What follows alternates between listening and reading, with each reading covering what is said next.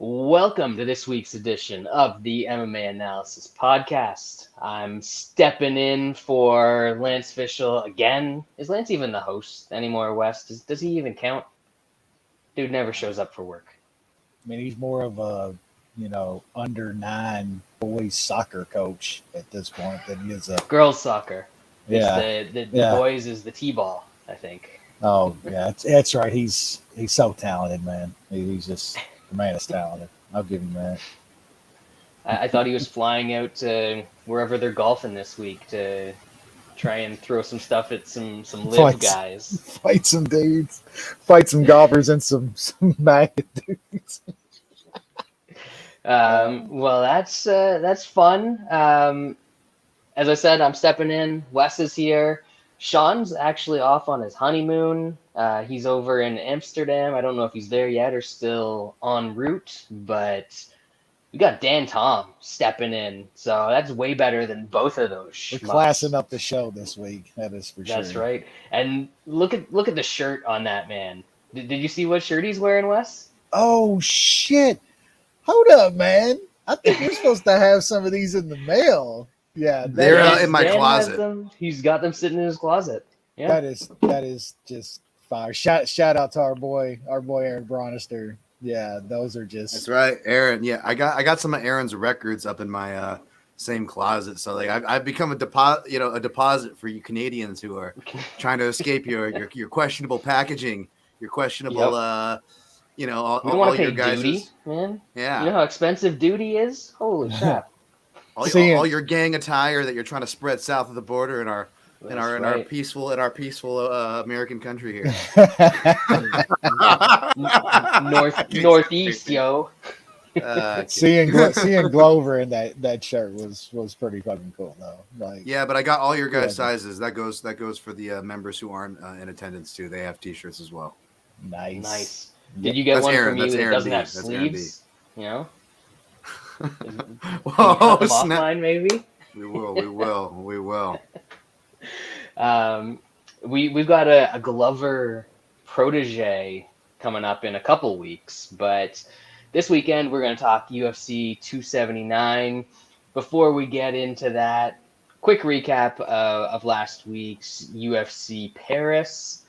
I guess fun sort of debut for the hometown or for French MMA or the UFC in France. And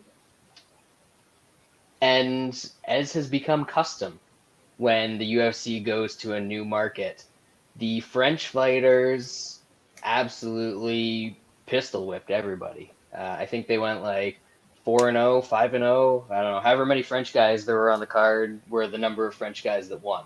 So I was a dummy, and I was on the opposite side of a couple of them. Had a disaster betting night, but I was out all afternoon drinking at breweries. So if you're going to lose money, you better be drunk when you're doing it, and I didn't care so much.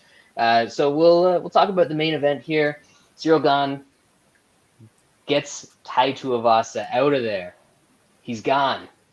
Gone where, Dan? What happened? I don't know. He's gone somewhere. Yeah. We talking about the main event or the co-main event? No, I'm just kidding. Sorry. This was the post-lim. Single post-lim.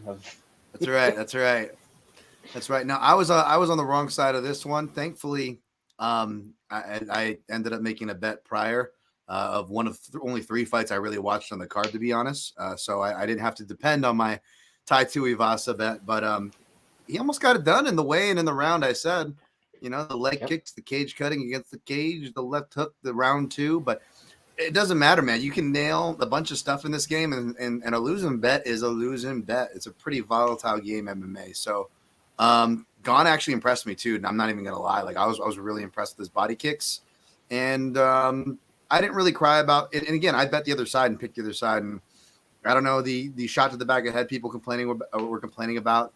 I don't know, that didn't really bother me. You guys? In the moment sort of thing. It wasn't like his head was down for like 7 seconds and then he targeted the back of his head. It was just sort of in that flurry. I mean, And shit like that happens. Wasn't like he wasn't already like getting the Yeah, shit kicked out of him at that point anyway. Yeah.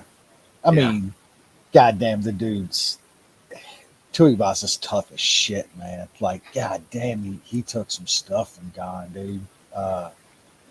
I think if this is like, I think Lance might have said it too. This is the kind of fight that Gon needed. Like, he's been this dude that's everybody thought is really good, really technical, got all the skills, but just hasn't been in a fight like that. Something to prove that you're a legitimate dude. And in this game, like Dan said, it's volatile. You're gonna have to be in those spots eventually. Can you come out on the other side? It was pretty good, man. Props to Tuivasa though too, man. Like, I watch that dude fight anytime. Any fucking time, man. That dude throws down. Got a granite fucking chin.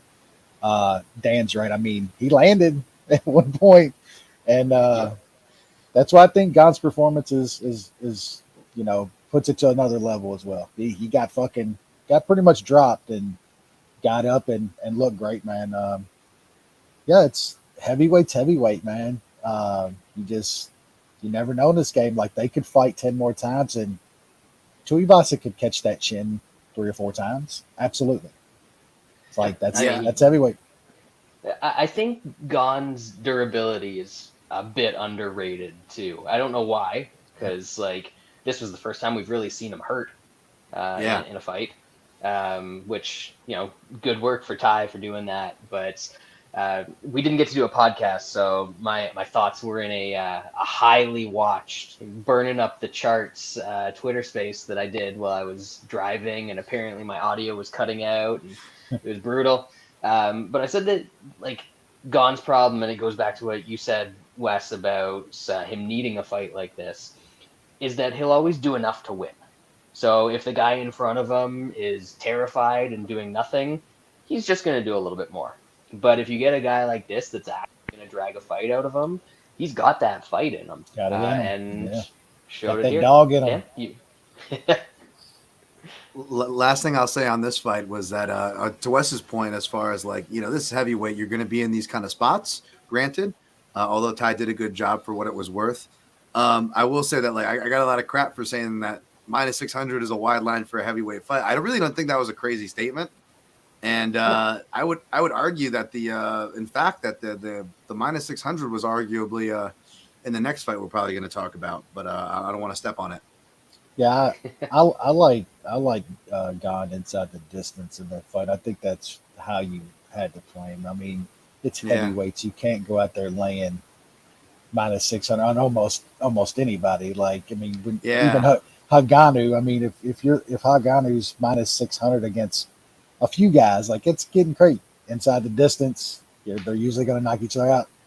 I mean, then we watch Gon go to decision with dudes, which is some of the craziest shit you'll ever see in your life. But I mean, it's hard in heavyweight. There's certain guys though, like there's guys like Andrei Arlovsky in this game, and a couple heavyweights coming up on this card that we're going to talk about. That then you're looking at some overs and some FGFs and stuff. Some fatties, yeah. I mean, the fatty plus got here in this one. We got over 2.5.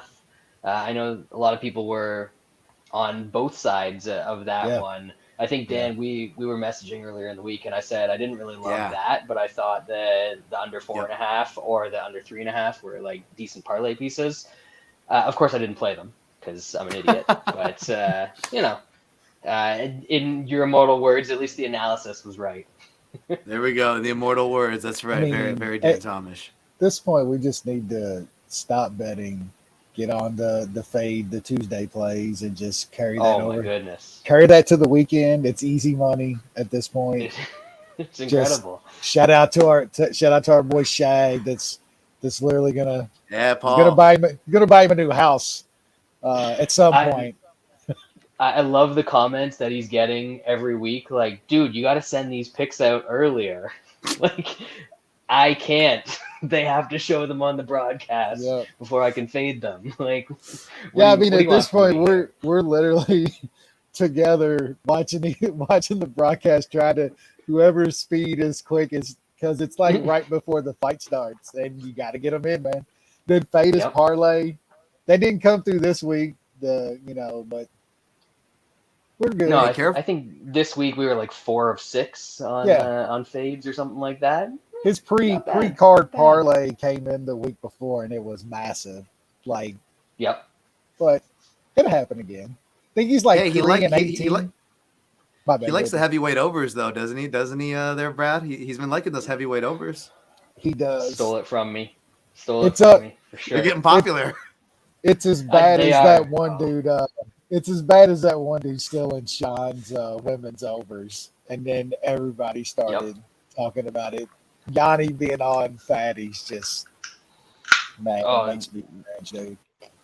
we used to regularly get like plus 150s, plus 160s on fatties. You never see that anymore. It's 2.5s now. We used to get Yeah, I know. 1.5s at plus 150 and shit.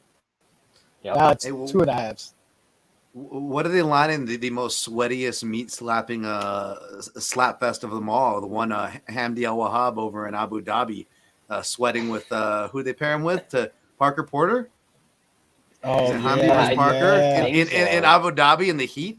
They're gonna be. It's just gonna be sticking and peeling to the mat when they try. The ref's gonna try to separate them. They just got to bring something in to peel them off of the graphics of the mat. They're not gonna fuck that one up. That's gonna be a Nah. 2.5 all day. Yeah, There's that's gonna there's be no like way. 2.5 over minus Juice. 150. Yep. No, over like minus 200 on that one. Yeah, That's it's gonna be minus like 200. women's Just MMA territory on that bad fucking boy. sweat stains and all, baby. Oh my God. Oh man. I T-shirt. just hope we get some grappling in round 2 and 3 of that one. That'll be a sight. You know how they weigh him on fight night? They need to weigh him after the fight as well, and then just see. They probably lost like a whole lightweight between them after the match. They probably just sweated out a lightweight. They're so hairy and sweaty. All right. Jake Collier is going to be back down to 205 after his fight this weekend. That dude's I going hope to get so. there and get sweaty. He's gonna get sweaty. Oh, these two All dudes right. this weekend is going to get really sweaty. Oh yeah, yep. And I think we got some good time in that one. That'll be a sight to see. A sight to see. Before we get too far off track, the main event, as Dan alluded to, of the Paris card, Rob Whittaker just styling on Marvin Vettori. I know that there were people, Dan, there were people out there dropping 50 units on Vettori. Did you see that? Oh, That's man. insane. I mean, there's people that I respect that took a shot at Vittori, so I'm not about to give that side crap. But yeah, that's a lot of units. A lot. People giving me crap out there laying the chalk. I didn't understand. The guy was getting a lot of love, and I think Wes talked about earlier. There's some of those lines, right, guys, where we go high. If we're being honest and objective, after the results are in, our bets are cashed or not, we look back, and we go, that was a really good line. And I feel like, we didn't need to have this match to know that Whittaker beats everybody but Adesanya. I think we all kind of knew that, whether you were a Whittaker fan or not. Like, that was the common thread. We all agreed on that. I don't know what happened to that logic that we all agreed on, much less the stats. Like he was 6-0, now he's 7-0 against UFC Southpaws, guys who pressure, guys who wrestle. I'm usually, me, man. I'm like, I barely go over like 1.5 units or 2 for a bet. But I was like, if I'm gonna go, not 50 units or anything, but for me, big like 3 units, right? If I'm gonna go 3 units and what is it? 1.35 I already had on the decision prop, a little bit exposure in the round robin. If I'm going to go big on anybody, why not a guy like Robert Whittaker, a guy I've never picked against, a guy that I love? So my bias is there, but also you got like the facts, bro, and shit, and like that stuff. So that just, I'm almost mad that I didn't lay more, and I laid, north of 4 units on it. But there's my victory lap. That's all I'm going to say. He probably should have been minus 600 because he was live. Me and Brad were talking live. He got up to minus 800 by round 3. So, taking him at the discounted minus 205 from the opener and minus 250, which you could argue minus 250 was low. all He day. got- I don't know if we'll see that with He Whitaker got the all day. minus 190, I believe, Friday on Bet Online. Wow. I Stupid. don't know, man. I don't know. Yeah, I guess Dan's a big dumb meathead that was gonna just run forward at him, basically. Dan's exactly right. I mean, look, for when Whitaker looked as good as ever in that fight, he looked outstanding. Like there was a time there that I think after some of those losses, even in wins, he didn't look all there. Maybe not fully healthy. Maybe Yeah. his head not fully in it. He looked amazing Saturday night against a decent dude. Like don't get it wrong. I think Vittori's a Yeah. decent fighter. He's a Sure. tough out, but there's levels to this shit, man. And Robert Whitaker is on a level slightly below Izzy, and then there's everybody else, man. There's just everybody else, and Mm-hmm. I like the decision here as well. I played decision. I had Nice. Whitaker in a couple parlays when he got down to minus 190 the night before. I added him and some other stuff. That line was crazy, man. Whitaker's great. He's an all time great talent. Put it that maybe the resume one. I mean, he did have a belt, but he's an all time great talent. Like that dude's very very good, and he showed it that Saturday. I think he looked as good as he has in a few years, and I can't wait to see Whitaker versus Pereira. I think that's going to be a good fight for the title. Yeah, I was just gonna say Whitaker's at home praying that Pereira gets it done, because that's just one of those like weird MMA matchup things where it, Pereira can beat Izzy in a kickboxing match. I know Izzy can beat him as well, and Yeah, you know he's outpointed him for the majority of their actual kickboxing matches. But I think the dirtiness that MMA allows swings it a little bit towards Pereira. They can do a little bit more in the clinch, smaller gloves. So I think that's a fight that is very winnable for Pereira. But if he faces Whitaker, Whitaker should be like, I don't know, minus 300 in that fight. Like, I do not think that is a good matchup for Pereira. and That's it's wild because I think like for some reason Izzy's just always going to be a bad fight for him. I don't know what it is. Like it, and it's not like Pereira and Izzy are like these vastly different fighters or the game you're going to see from them to Whitaker. I think Whitaker's got a great chance against Pereira. I think he struggles against Izzy for some reason, even if they do it again. So, yeah, he's praying for Pereira, and I think Pereira's got a really good chance of winning that fight. It's a great fight, outstanding. You know what I'd love? I don't think Ali would ever let it happen because it's hard to justify from that standpoint, business wise. But whether the shakeup allows for it by Pereira beating Izzy or not, if Kamaru just realistically goes up instead of 205, like he's talking trash on, like if he goes up to a middleweight and fights, Robert Whitaker to test it out before going to 205 or making a move up to 85. I wonder what the line will be there, guys. Even if Whitaker's favored, I got to imagine it will be playable chalk because of all the respect that Usman's name still commands. But we didn't need to see the same side head kick which is the cross to head kick that Leon Edwards landed on him, which is Robert Whitaker's like special move, so to speak. To know that was a possibility, but now that we've seen it, do you think we'd get a good line if that matchup happened for whatever reason? I think if it happened last week, we would have got a good line. I think maybe after the fight, it's going to be close. But I think you're going to see probably like even money on that, which I would play Whitaker. Yeah, I'd still sure. take it. Yeah, that'd be a big bet at this point. Yeah, definitely. I'd probably bet Whitaker even before Usman got KO'd. Like I'd probably still like Whitaker, just the size and the style. But same. After the knockout and after Whitaker last week, that's a huge bet if it's even money. Like, come on, that's big. We'll see what we get. We will see. Usman's got to go fight a dude his own size again before all that. Yeah. Well, he might. We'll see after the main event this weekend.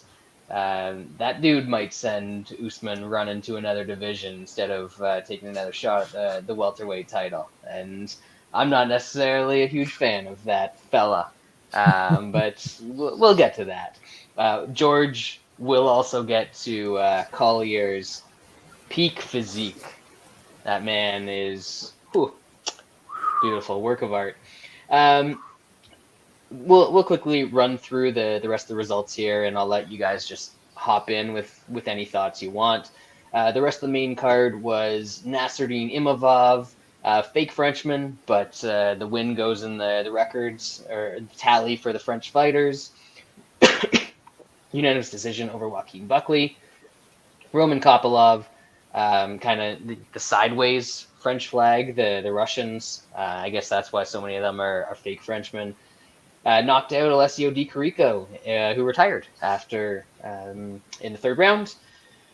William Gomi, Takanori's son, long lost son, beats up Run Some Errands, majority decision, and kicking off the main cards.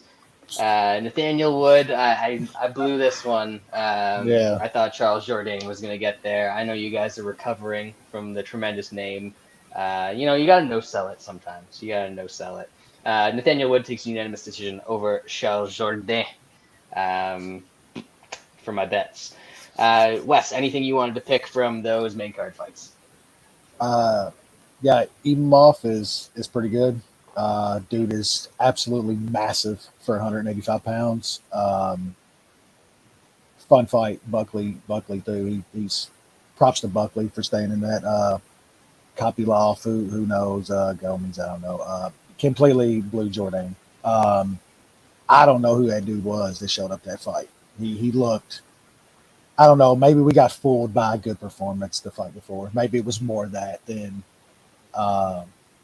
thinking he didn't really perform this fight. I think we got fooled a little bit, thinking that dude was pretty decent, and maybe he's just not.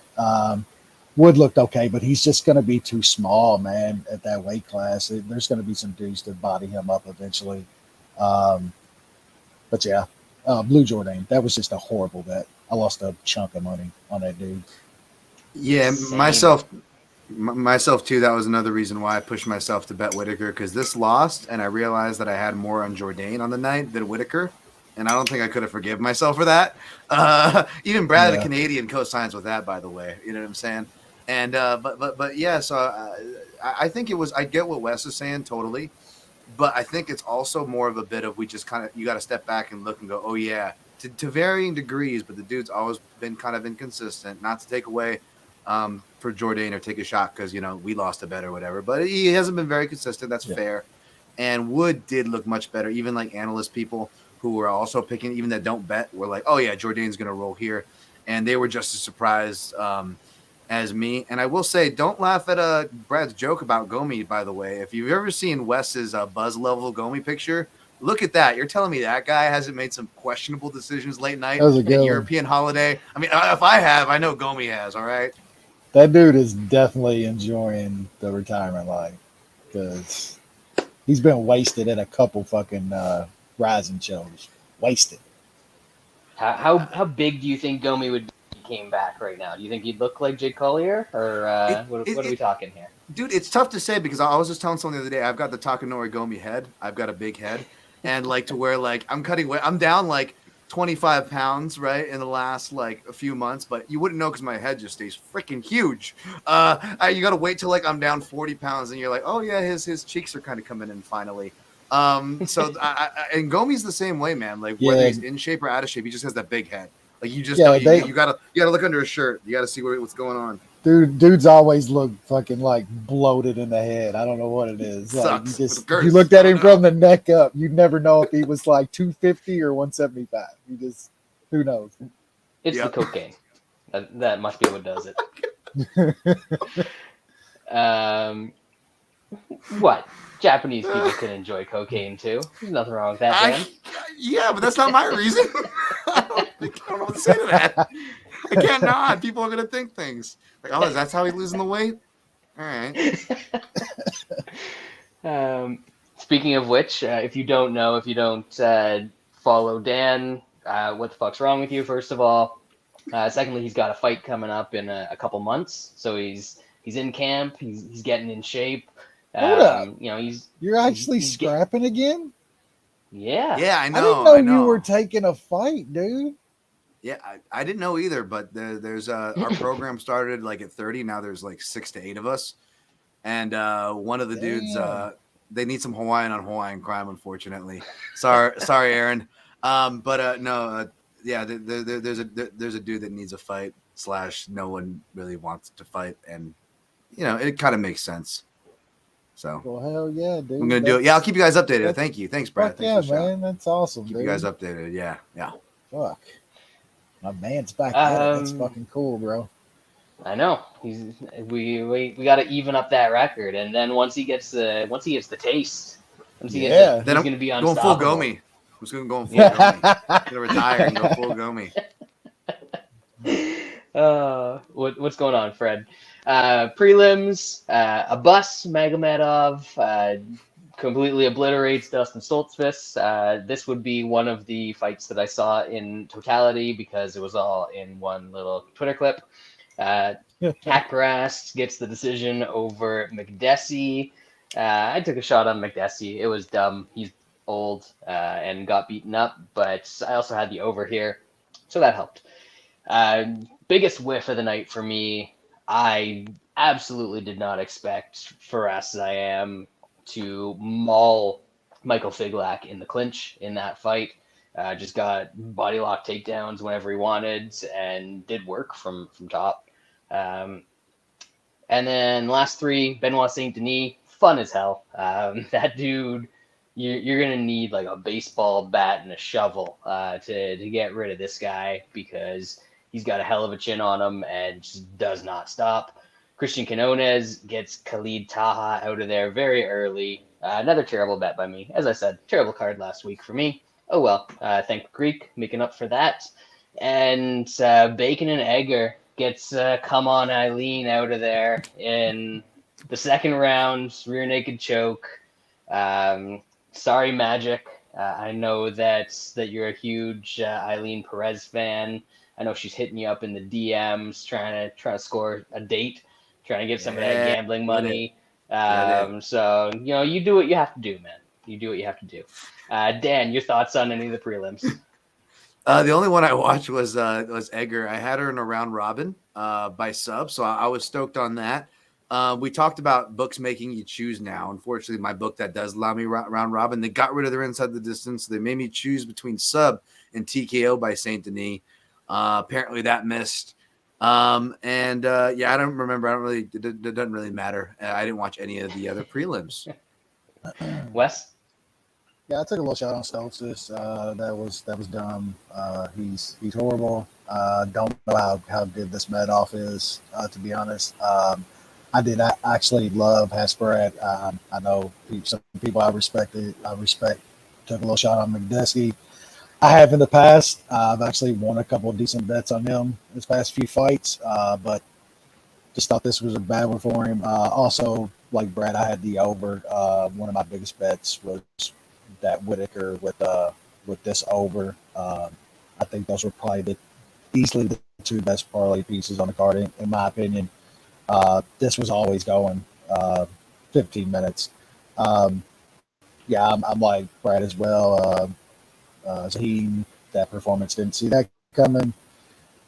Denis is incredible. I think that dude's toe was like split in half and shit and stuff on it. Like, that dude is absolutely nuts. He's going to be fun as hell to watch. Had the Egger under, so that CAD, like, always nice cash, women's under. I bet Taha too, just small dumb bet.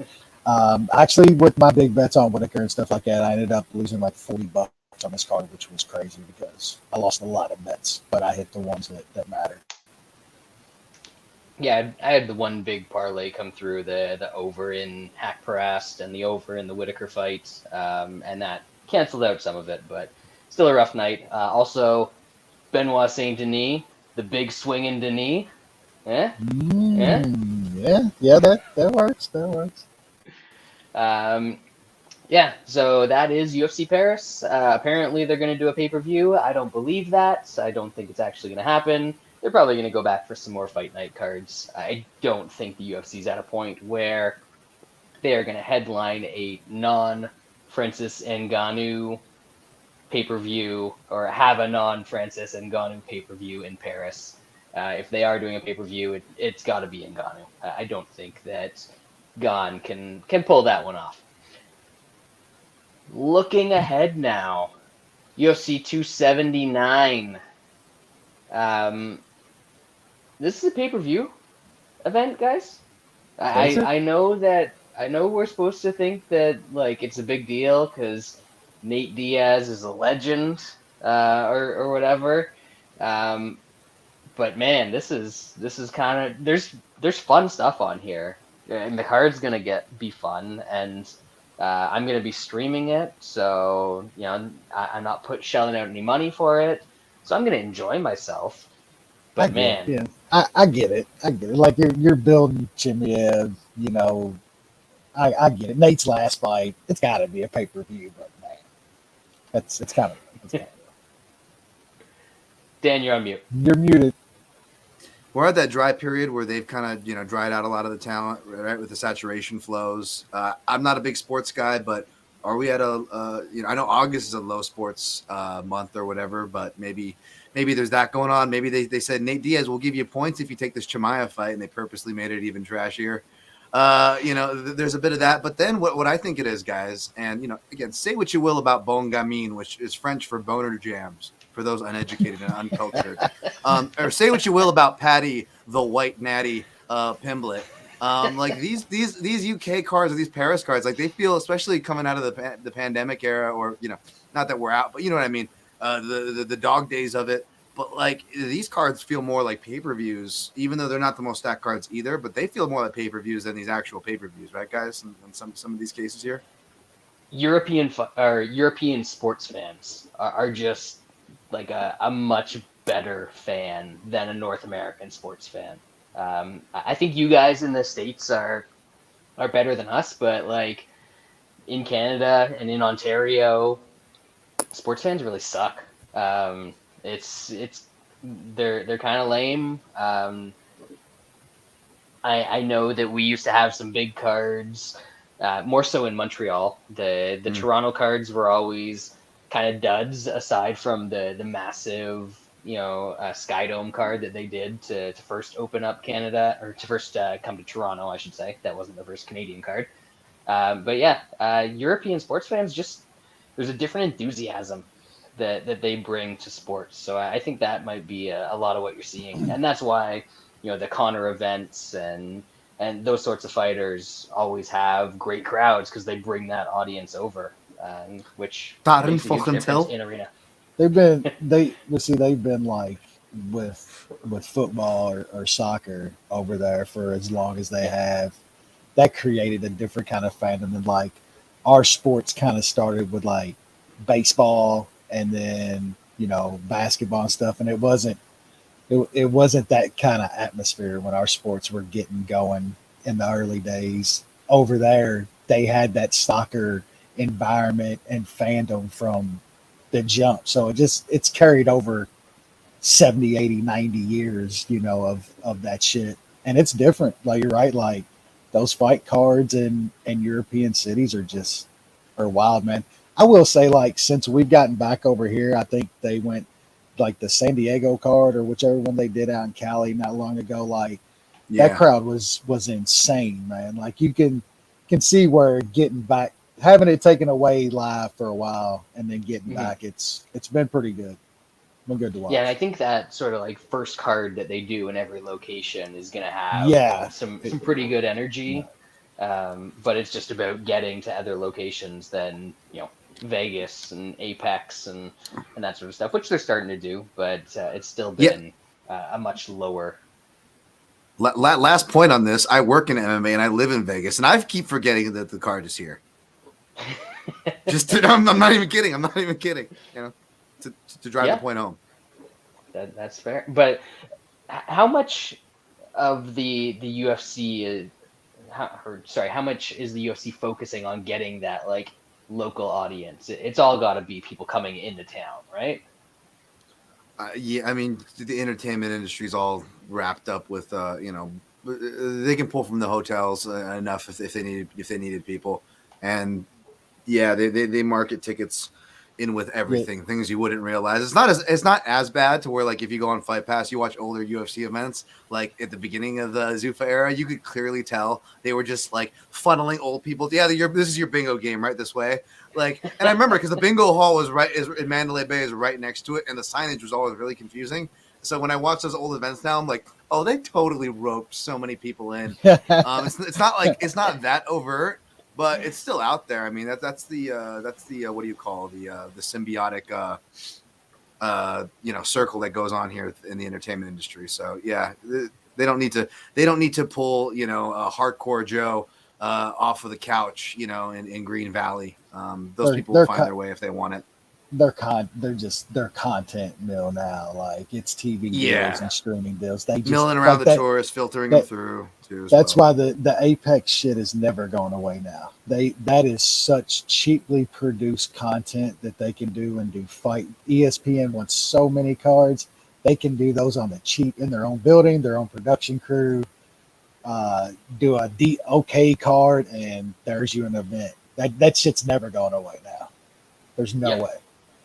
Yeah, I know. If anything, they might like expand that area and get a couple seats in there, but I mean, what they're charging for the few people they let in there, from what I hear, the people that actually pay to get there, it's like $1,500 or some shit if you actually buy a ticket to that ridiculous. Shit. Like that's fuck that. Fuck that. Was it MSG? You can't get south of 500 for a ticket or something. It's like 500 to start or something. Those kind of Square Garden. Those kind of shows are nuts. Like we were gonna do the last time we went in Vegas in March. I can't remember who was fighting, but the absolute worst seats in the house at T-Mobile were like almost $600. That was Colby Masvidal, another non-title welterweight. Yeah. Wow. Yep. Wow. I mean, I know this. Oh yeah, that's right. It's the card we went out and watched. Yeah, that's what they were charging for tickets. Like it was over $500 for the worst seat in the house. Period. Holy shit. He was like, this was ages ago, but my first live UFC event was UFC 79, which was like pretty massive. Nice, yeah. Chuck Vonderlei finally happened on that card. GSP Hughes fought. So like it was a big card, and I sat in the first row of the second deck at Mandalay. That's where that one happened, and it was like $80 for a ticket. Like it's nuts what they're charging for worse content these days. Well, I know that overall fighters have improved, but whatever. Hey, you know what you got to skip though? You know it was worth it because you got to skip all the endless promos that if anybody remembers that event and weren't there like Brad, then you were just getting like the endless Rambo, the one where he's in Thailand, the creepy one. With the really creepy child molestation scene, it was just advertisements for that the whole time. I was just like, I just want to see Chuck and Mandalay fight. We've been waiting for this, and they kept playing those things. Oh, it's terrible. Sorry. Yeah, but it felt like we've been waiting for Chuck and Vanderlei since the first Rambo movie. Yeah. But anyway, we digress. UFC 279. We've got 13 fights here to break down, and we spent some good time bullshitting there. So we got some time to make up, and I think we're going to be able to do it through some of these prelims. Kicking things off, welterweight division, we have Johan Lainez, another Canadian, taking on Darian Weeks. Wes, what you got here? Not much, man. I'm probably not even going to touch this fight. I kind of lean Weeks here to slow this down a little bit, man. I think it goes a little long. I know Laziz has got some finishes, but I think Weeks can slow this down and maybe grind on him a little bit. I can't pick a side here. I was looking at the over. It's plus money, 2.5 plus money here. I still can't get myself to pull a trigger, man. I got no. Would I be surprised if Laziz lands something on Weeks? No. I think Weeks can kind of get in and make this kind of a rougher fight and take a decision here, maybe Weeks decision. Dan? Yeah, I was gonna say, like, if you're gonna take a week's decision or probably pass, he only loses by decision. But like even going back to his amateur career, he's got some decent boxing, but it's kind of frustrating from what I remember. I didn't do any tape study for this fight, but like I from what I remember, like he's kind of frustrating. Like he's on the cusp of putting things together, but doesn't really. Whereas Gabe Green kind of has that dog in him. He has those intangibles, and it came out and stole the money from anybody back in Johan last time out, if memory serves. I haven't made a pick on this one yet. I'm probably leaning toward Weeks by decision because I still think he has some room to surprise, not in the same way as maybe a Gabe Green style surprise, but he can be grindy in his own way. It's the volume that kind of worries me. But I'll dig into this fight, but I'm honestly not too interested in betting it. Yeah, I think this is round one or bust for Linus. I think that not to the same degree, but a lot of the same things that Gabe Green troubled him with are going to be problems here. I don't think Weeks has the same power or physicality to necessarily get him out of there once he starts landing big shots and Linus's volume fades a little bit. But I think Weeks is definitely going to take over later. And man, I just, after what I've seen from Weeks so far and how he's absorbed shots, I don't think Linus is going to get him out of there early. So kind of lean Weeks here. Maybe that round 3 poke, it's like plus 1,200 at bet 365. But the line that I'm really looking at here, and I love the new 5 dimes layout, because the lines don't go over to best fight odds anymore. So that means people aren't like slamming them as they normally would. So right now the over 1.5 is minus 145 here. Am I drunk for thinking that's a good bet? Because I think this is going to go well into this fight. And if Weeks gets him out of there, it's going to have to be real late. Otherwise, this is probably going to decision like you guys think. Dan, you're on mute again. Something I will something I will add to that is you got to think about what happened to Johan, at least his last fight. I think even though he's the finisher in this equation, that would be the harming that overplay. You got to think maybe he goes more conservative, right, to save his gas, to not put himself in another bad position like that. But then, whereas Weeks, again, he's kind of had some frustrated performances, so maybe he's the guy that actually steps it up and messes up the decision play or the over. Just playing devil's advocate, but that's all I'll add. We shall see. George, I do believe that the man on fire was supposed to fight Jessica Andrade on last week's card. Yep. The fight that got canceled? Yeah. So that brings us to the women's strawweight division. Banger. Elise Reed, Melissa Martinez. Can we all just agree that we don't care about this fight, and if anyone's betting it, they should probably bet the dog? Low-level women's MMA? Dog and Topmaster.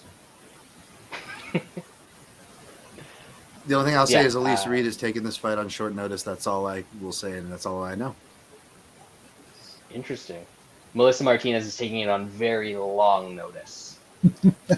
She was preparing for Hannah Cyphers. She was getting ready. Shockwave. Holy fuck. Take a shot, Lance. Well, I mean, this is an easy fight for them. Jesus. From Shockwave to this? Come on, man. Jeez. Yeah. Walk in the park. I've seen Elise Reed fight a couple times. No memory of it. I think she wants to box, kinda, and never seen the other chick. So that's fun. 135. This one should get the juices flowing again. I think this is going to be an entertaining fight. We've got another Canadian. Wow. Chad Analiger, Yushin Thunder Analiger, taking on Hailey Alatang. Not necessarily the best scrap, but should be a fun scrap, Wes. Yeah, it should be pretty fun. Yeah, I don't really like too much on this fight. I think it's going to be close. I will say, and Alatain does usually throw down pretty good. I'm just I'm not sure if he's got the same kind of power that the old Canadian has here. That'd be my worry though. This is still a Canadian here. I know somebody's kind of eyeing a little play here, but um, yeah, I think Gallagher's got a little bit more pop on his punches, so that kind of gives him the leg up in this fight. But it's close, man. Alatang is going to come forward. He's gonna put some volume out there. Um, I think it should be a fun scrap. It's going to be a close one, man. I'm going to pass here as of right now. Um, Pickett be the dog though. I'm going to pick the dog in Talent Master. I just think Alain's got a little bit more power, but it should be a fun scrap. Dan, I know we're going off memory here, but anything on this fight? Yeah, no, I actually like Ann Helliger. I got to look up my write up on him. If you go grading the winners, whatever, I do write ups because I forget by the time they fight for contender series to the time they come back. I know he got a stoppage his last time out. He does some cool technical stuff that I know I'm a fan of and people that I respect are a fan of. He's a dog here. So, yeah, I'm going to be looking in that direction. Trying not to make a case for it too much, obviously. Got to see what the study tells me. But, no, I think fight goes to the decision's a pretty decent chalky piece if you're trying to get cute with some shit or something. Because I think this is probably going to go to decision. And if there is a finished culprit, it'll probably be Chad. So, you know, in a perfect world, if I like Chad, maybe I play something chalky and I play him as well at plus money. We'll see if I get there. Yeah, I like Anheliger in this one, or Anheliger, however you pronounce it. I think this is another case.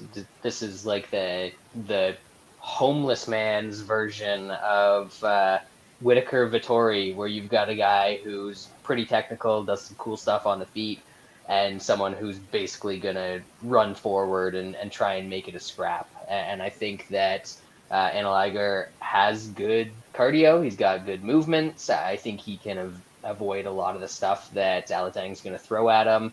And he's pretty good at like pivoting and countering, as he's skirting away from guys. So I think he's going to land a lot. I think this fight going the distance comes down to Alatang's durability, which has looked pretty good in the UFC.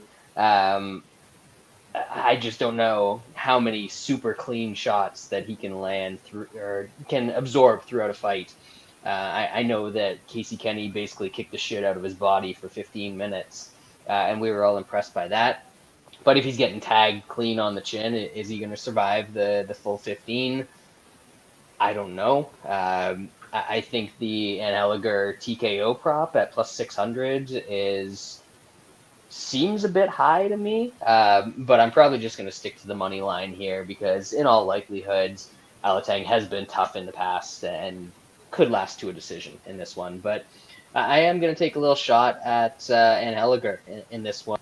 I think plus 155 is the best number out there by a decent margin right now, and that seems good enough for me. Yeah, I just glanced at my past notes. I wrote some really nice, favorable things about him. So yeah, I'm definitely going to be looking into this one before fight night.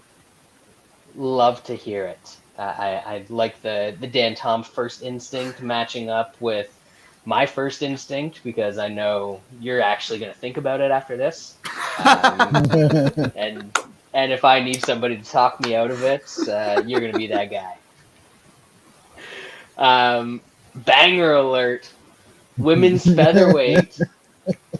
Yes, you heard me correctly. Women's that's a division that actually exists. Where UFC, everybody allegedly. knows your name.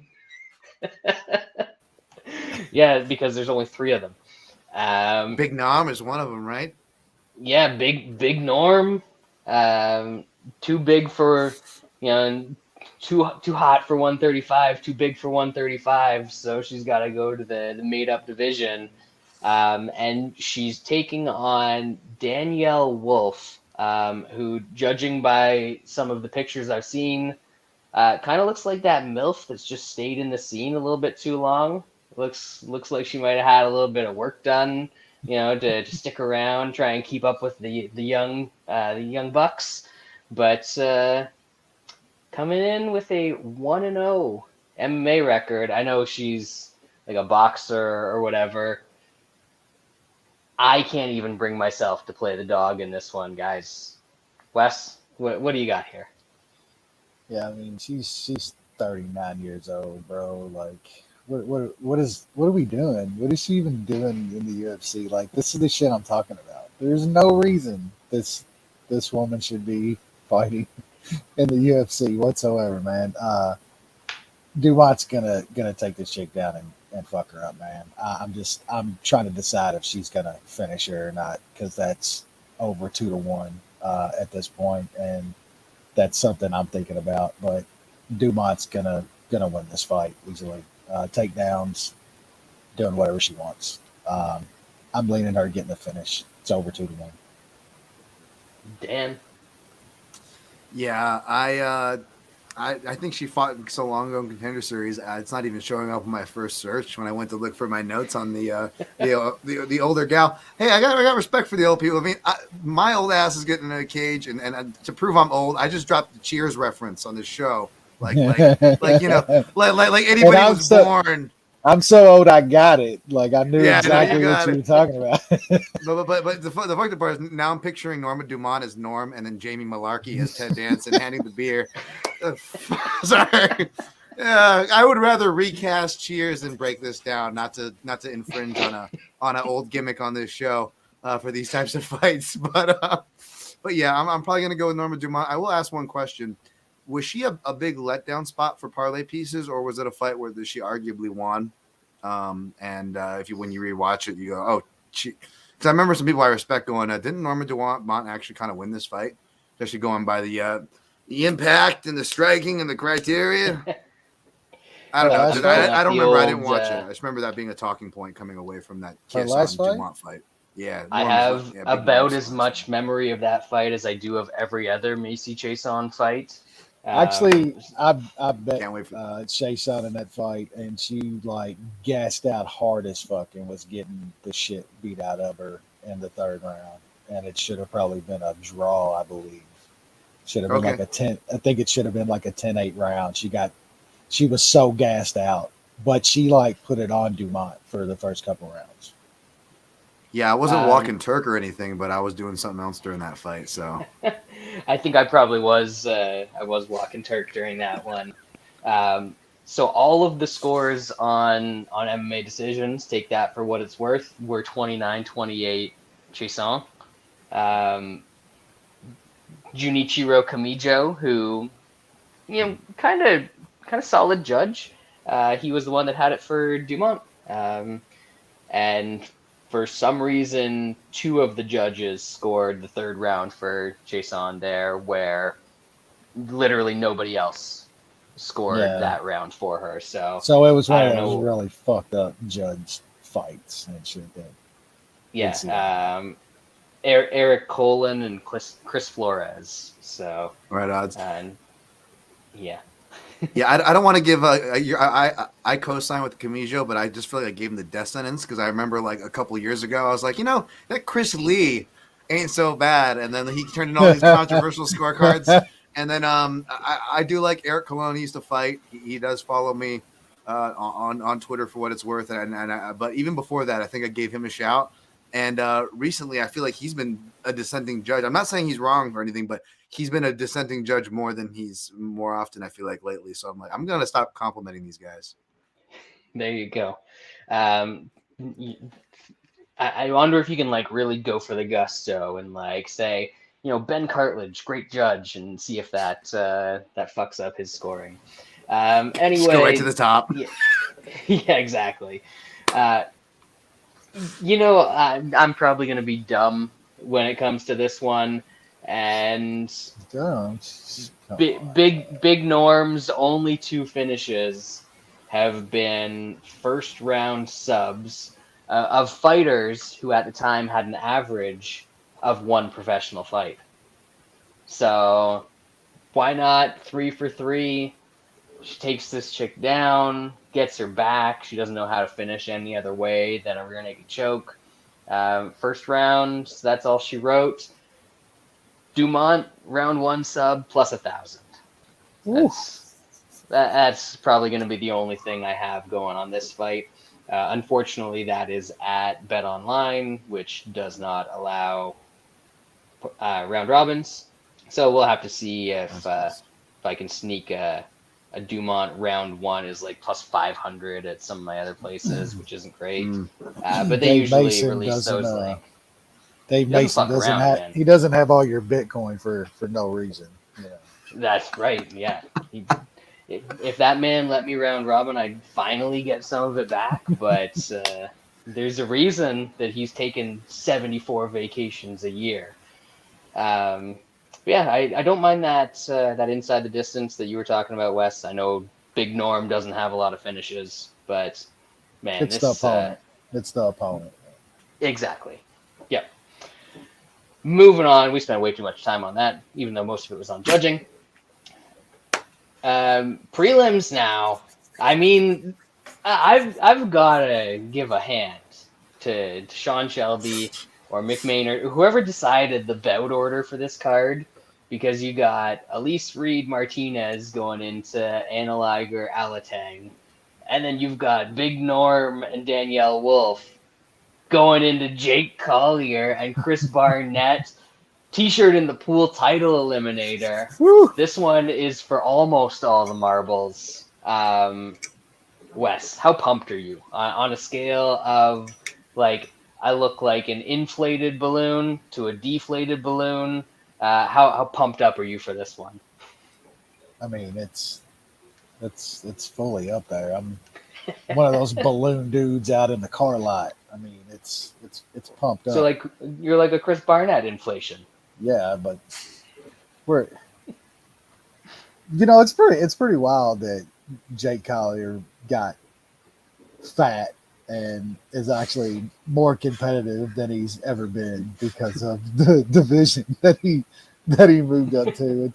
It's pretty wild. I was saving this one from George from earlier. Other than Collier, I can't remember another fighter who went from athletic physique to fat blob while remaining in the sport.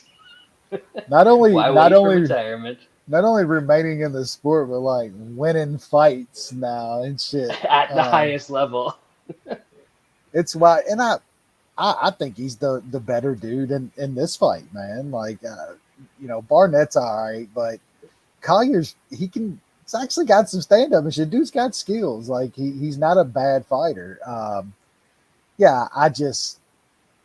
We know how this fight's gonna go, man. Slow and plotting, single shots, maybe some fat grinding, but I mean it's 2.5, but you gotta take it, man. Like this is going 15 minutes. This is gonna be sloppy as hell, man. Jake Collier's gonna land more. Now Barnett has gotten me on a couple overs, man, in his first few fights in the UFC. One was really bad a while back. What fight was that like lost? Was it the Rothwell fight that lost like 15 seconds or some shit? That was when he hit the wheel kick on Johnny with like 5 seconds before the over. Yep, it was Pasta Johnny fight. Johnny. And hit him with a fucking wheel kick on top of it. Yeah, that was a brutal fucking beat. This is gonna be some sloppy stuff, man. I like the over here. It's right around even money. Also, I like Collier by decision. There's some plus 135, plus 140 out there on that. I like Collier in this spot. I think he's a decent heavyweight in 2022, man. Like him by decision. Really like the over. I think this goes 15 minutes personally. Dan. Man, I got love for Jake Collier. I can't talk crap as a guy who went through some weight transformations in my day. I too, in fact, just recently ate my way out of middleweight. You guys just saw it. No, I'm not kidding. I weighed 186 before I got on the scale, and then I just got done training, so I had to grab food and eat. That's before a certain Makes time. sense. So now but that food put me over the middleweight limit. Not quite as over as Collier, but I will say that extra garbage, man. You know that translates to gas tank, maybe. And maybe as you look at Barnett, as the competition has gotten steeper, he has trouble getting there. Even the last fight, right? It was a decision, but it was a technical decision in round 3, getting real sloppy there. Collier can keep a pace. He accidentally wrestles, but he actually comes from a wrestling base and can wrestle. So it is kind of surprising that he doesn't do it more. But they're only going to open it at minus 700 for round 3, and at heavyweight, as Brad knows, if it gets out of round 2, chances are it's going to decision practically at that point. So you might as well just look at the not as sexy but plus 135-ish if you can find it. Collier by decision, if that's what you're thinking. I wanted to get cheeky maybe with something around 3. Maybe he does it by TKO, but yeah, I haven't decided. That's just the direction I'm looking at. Collier obviously is the side. I love that they've now finally updated Collier's Tapology picture. Because for sure, dog. No, that's I specified the Tapology one because they had the one of him like nice and slim at 185, like 4 fights after his comeback, and now it literally looks like somebody took a disposable camera picture of their TV, and that's what they use for this dude's Tapology pic. It is the worst quality I've ever seen in my life. Love it. It must be from the Sherman fight? I don't know. Because he's got some blood on him. He's raising his hands. It looks like there's dudes in the background attending to Chase Sherman, most likely, because he hasn't finished anybody else in the UFC. But man, I think Collier kind of got a raw deal. Coming back, looking as fat as he was, looking like completely unmotivated, and they put him in front of Tom Aspinall. Who? Tom Aspinall? Who? Huh? Yeah. That's great. And obviously he died in that fight because even Tom the best Aspinall. version, even the best version of Jake Collier is gonna die against Tom Aspinall. But yeah, he's dragged these other fights out, and I get what you're saying, Dan.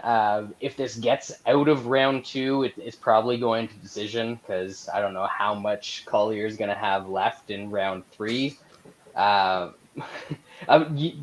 made a good point about the glycogen stores that he's got in that belly now, though. So maybe he'll have that burst. It's like Cain Velasquez, but he might have just overdid the recipe. You don't want to go.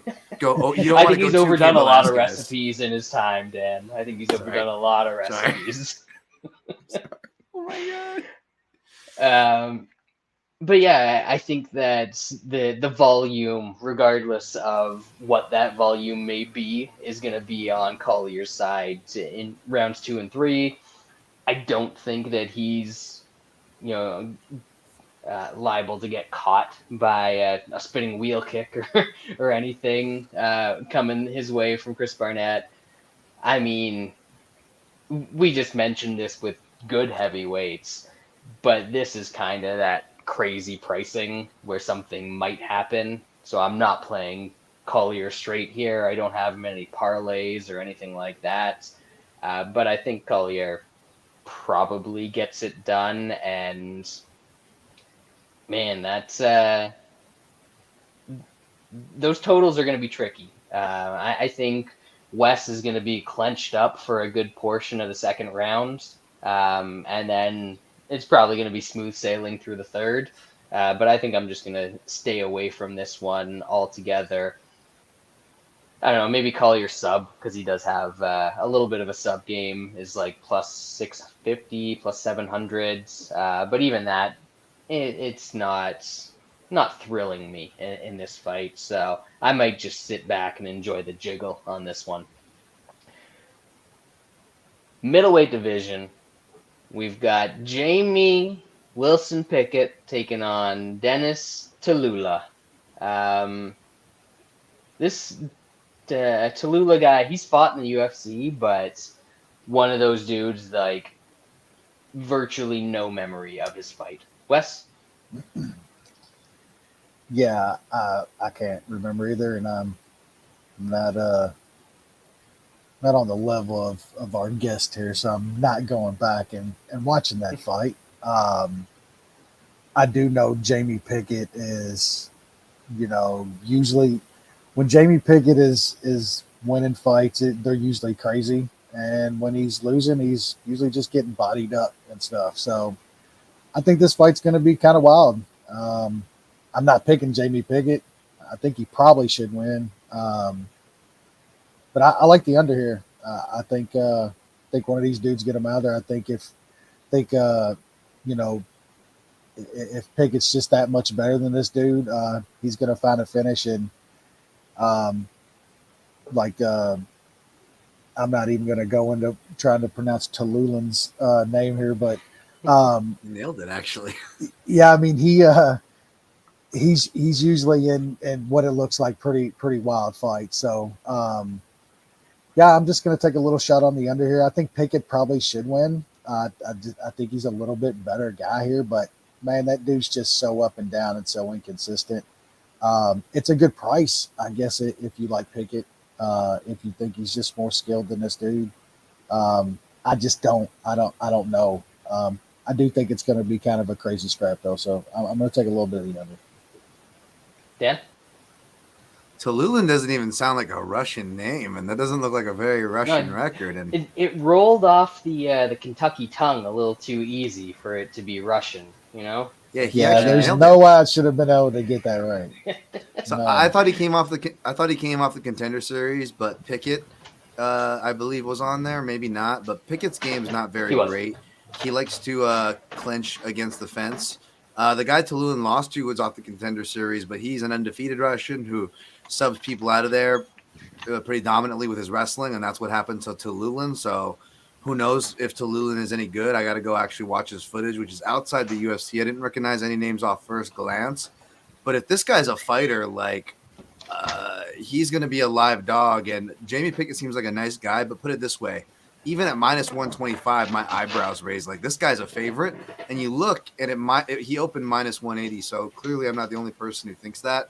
Everybody was surprised Jamie Pickett was a favorite, and they're fading him for good reason. So if there's enough fruit on the branch, as the kids say, no one says that, by the way.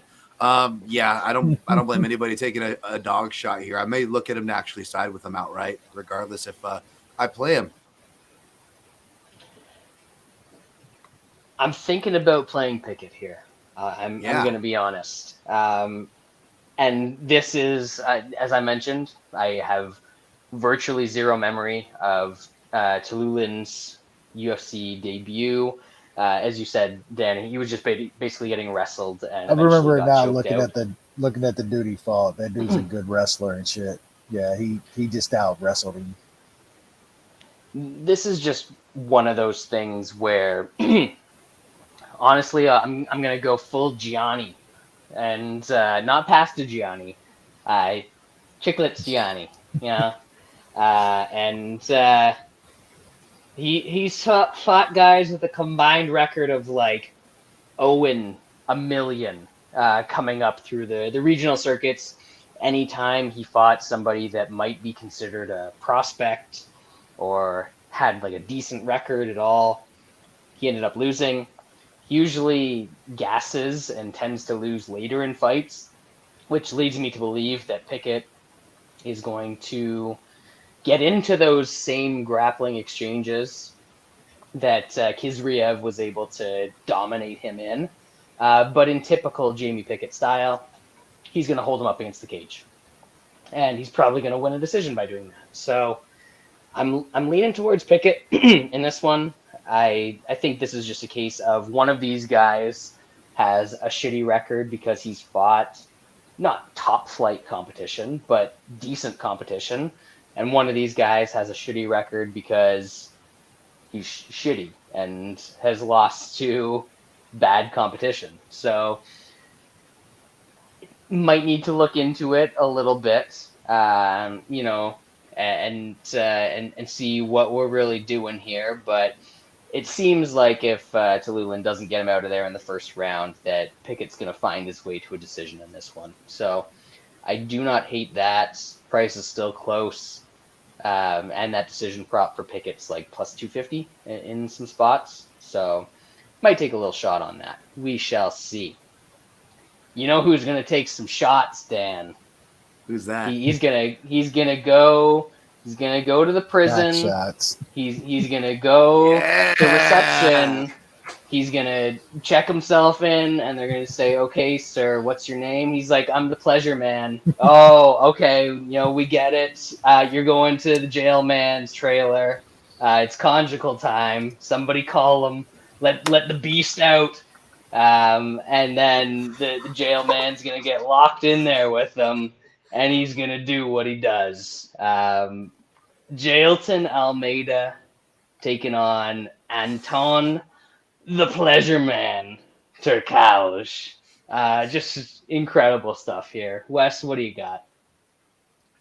Yeah, I know. This dude's tapology pick. If that ain't like a bus face, like, come on, bro. Seriously.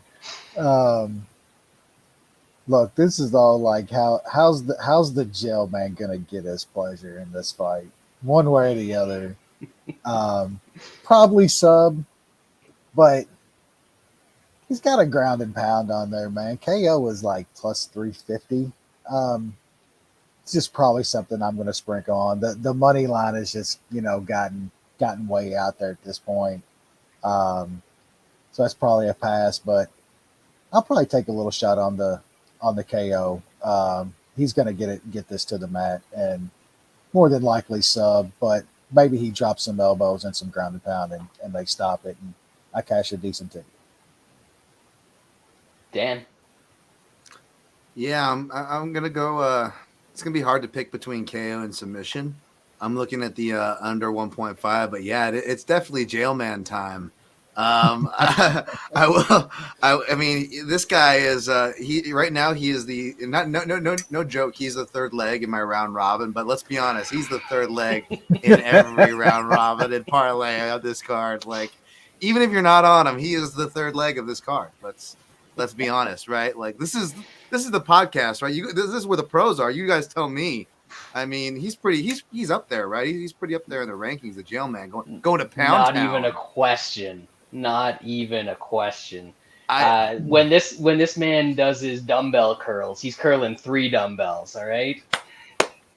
I mean, he made the all rookie hog team in his first year in the UFC. Yep. I mean, and I wonder if this grappling heavy style is how he deals with the Venom attire, right? Like, Thick Willie doesn't exactly have this skill set. He can't just transition like this, right? Whereas Jailman's like, screw balancing. Let me just strangle him with this thing, and he just fucking just strangles him with it. But which it's snake gonna be do I go for? Holy shit! Yeah. Well, no, it's gonna be like American History X, for the pleasure man. And what I mean that is this is going to be a real inside baseball reference for people who've been watching the sport, but we're in Vegas. So, like, it's going to be like the commission member with the jacket, the guy that looks like Frank Stallone on steroids. You guys know who I'm talking about? He's been around like since like the UFC 70 days, since Brad was going to events. He's going to go over to pleasure and be like, you can hold my hand during it if you want. He's going to offer his hand, just something to grip onto, just to take the pain. Because, I think Pleasure Man's going to Pound Town. I'm going to take the under 1.5 in case he decides to kind of play with his food. He might want to be polite. He might not want to finish too early. But I'm going to be looking at the round ones and just kind of seeing what the prices are in the houses that I play because they're usually not great. So I may get priced out. Yeah, I mean, you guys said what needed to be said. The only thing I might add is that instead of a mouth guard, they might give the Pleasure Man one of those bite sticks for this fight. Like, not to be electrocuted, like fight down on this. But yeah, I mean, he's a grappling based fighter, and seeing how much he struggled in his Contender Series fight, I do not think this is gonna go well for him. Yeah, Jailman by whatever. I have a hard time as well picking between the sub and the TKO. Maybe Pleasure Man's pretty good with the choke holds and pretty good at fighting hands to keep the rear naked choke from getting not locked in. So he just ends up pounding him out, so to speak. But yeah, this is I think it's going to be one-way traffic going here. Not really sure what, if anything, I can bet, but I got to have the Jailman in something. So we'll figure it out. Mm-hmm. Moving on. Prelim headliner. I mean, I don't know how that wasn't the prelim headliner. I don't know how that one wasn't. It doesn't have to be on pay-per-view, but you know. Right? Yeah. Right. Jesus Christ. He's gonna. What if he's celebrating like the bare knuckle boxer guys? He just like you guys said back a podcast ago, like Rumble just does a helicopter with it out in the ring. Whips it motherfucker around, starts swinging. Equal rights, shit. Man. Equal rights. Jailton has he's reinvigorated this podcast in some ways. In some ways we never left, but tremendous content every time. Prelim headliner. This one should be fun. Featherweight fight between Hakeem Dawodu, pound for pound Canada #1 at this point, maybe. I don't know. Yeah, probably. Taking on Juicy J, everybody's favorite Juicy J, Julian Erosa. You know what? He's won me over with his last run and the fun fights that he's put on. I don't mind me some Juicy J. I remember when we used to make fun of him as a guy being in the UFC, and now he's like, I don't know, like midpoint on the roster. So good for him. Wes, what do we got here? Yeah, Juicy J's got really fun fights, and you know he's won quite a few. I mean, he got my boy out of there that I had a bunch of money on last week. So I mean that's something, I guess. Look, nope. He's fun. I think he's okay. Like he's definitely improved over the years. But look, man, this is a different level, in my opinion. Like Dawodu is legit. Like that dude is really, really good. I mean, he lost to Eloev. I mean, so what? That dude is like really fucking good, and he's got a skill set that is really bad for Dawodu. Juicy J doesn't. I think Dawodu styles here, man. This is one of those that I just say they're gonna have to prove me wrong at a price like that. I think Dawodu at around 2-1 fave is just insane to me, man. Juicy J has got some wins, man. He's looked okay. He's in fun fights, but I mean, fuck, that dude still gets clocked, man, by dudes just not even close to the level of Dawodu. Juicy J is tough as hell, though, man, and he'll stay in a fight. So I kind of lean Dawodu decision, like really, really wide decision.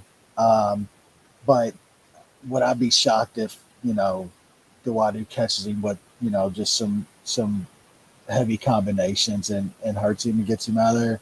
Absolutely not, because I think he's going to land some of those in this fight. So I like Dawodu a lot.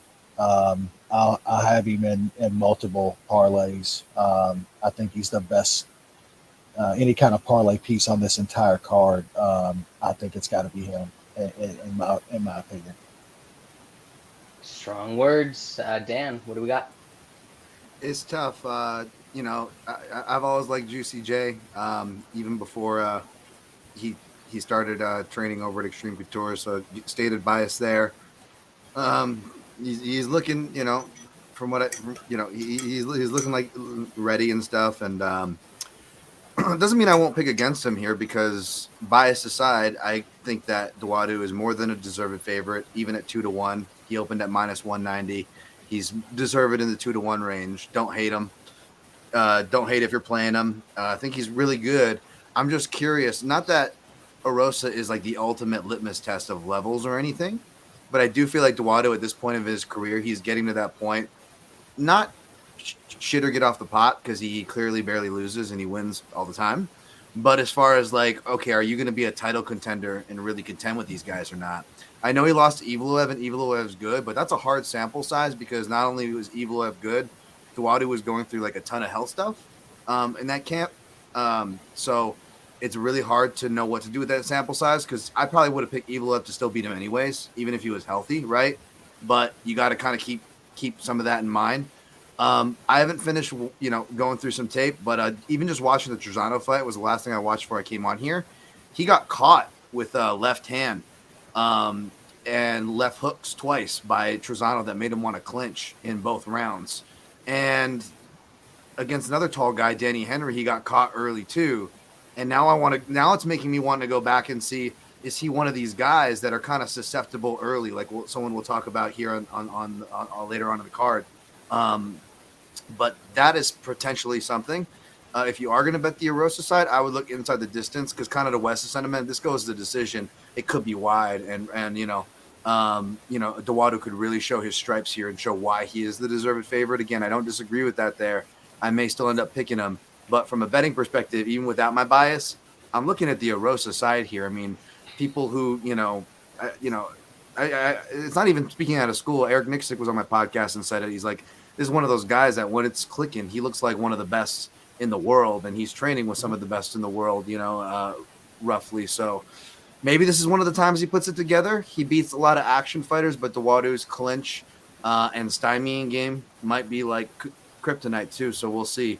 I just think that that Jamal Emmers win that Arosa got that when he went southpaw and head kick and his left hand is going to be really live because Duadu, even though he's a Muay Thai guy, he kind of dips like a boxing guy defensively a lot, and I think that's why Trezano was catching him a lot. So something to watch for. But yeah, if you like Arosa inside the distance, but I don't blame anybody on Duadu.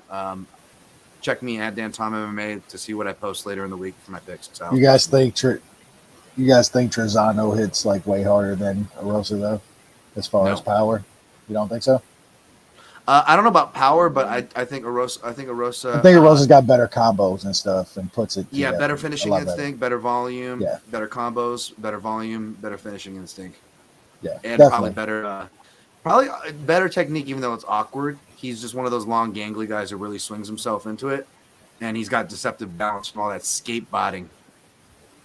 Do you think if they get into the clinch and Duadu uses that as like his escape route, that he's going to be able to muscle Arosa around a little bit more than he could muscle Trezano around? See, that's what that Jourdain thing keeps fucking me up. But what Wes said earlier, right? Because even like technical analysts who don't bet were like, oh, Jourdain's really good in the clinch. That's where he's going to fuck up Wood. And then Wood fucks him up in the clinch, right? So it's like, okay, did we overrate Jourdain's clinch? Because then that's the fight I went back to answer that clinch question, Brad. I went to go back to watch Arosa's fight with Jourdain.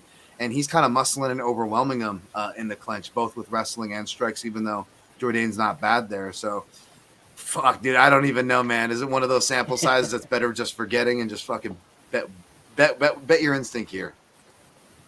Fair enough. Well, I've got a ticket open right now with the Jailman inside and Duadu, and I think you said enough to lower the final amount that I'm going to put in there, but I think I'm still going with that ticket. I do think that not crazy. No. The biggest case that I'm seeing for Arosa in this fight is that Duadu doesn't have a ton of volume. and Erosa is going to be able to put more volume out there and score more. But I think this is going to be a case where the bigger, cleaner shots are coming from Duwadu for the most part.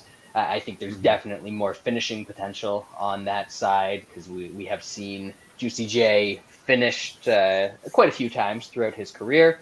So I might take a shot on that TKO around plus 250. But yeah, Duwadu has this way of drawing people into his fight where he's able to, especially with a guy like Erosa who's going to leave openings as he's coming in and is going to get cracked. Is he going to like continue pushing through that and extend the exchanges to 3, 4, 5, 6 shots, or is Duwadu going to crack him on the way in and that's going to shut down his volume? And that's what Duwadu's able to do with most guys, and I kind of think that he's going to slow Erosa down to his pace in this because he's going to be landing first in pretty much every exchange. So I like Duwadu here. I think he gets Erosa out of there just by landing something clean, but I'm not super confident in it. So just for now, taking the jailman inside the yard, and he's going to be parlayed with Duwadu. That pays plus 105 at the spot that I was actually able to play it. So we'll do that for 1 unit for now instead of the 2 I was thinking about.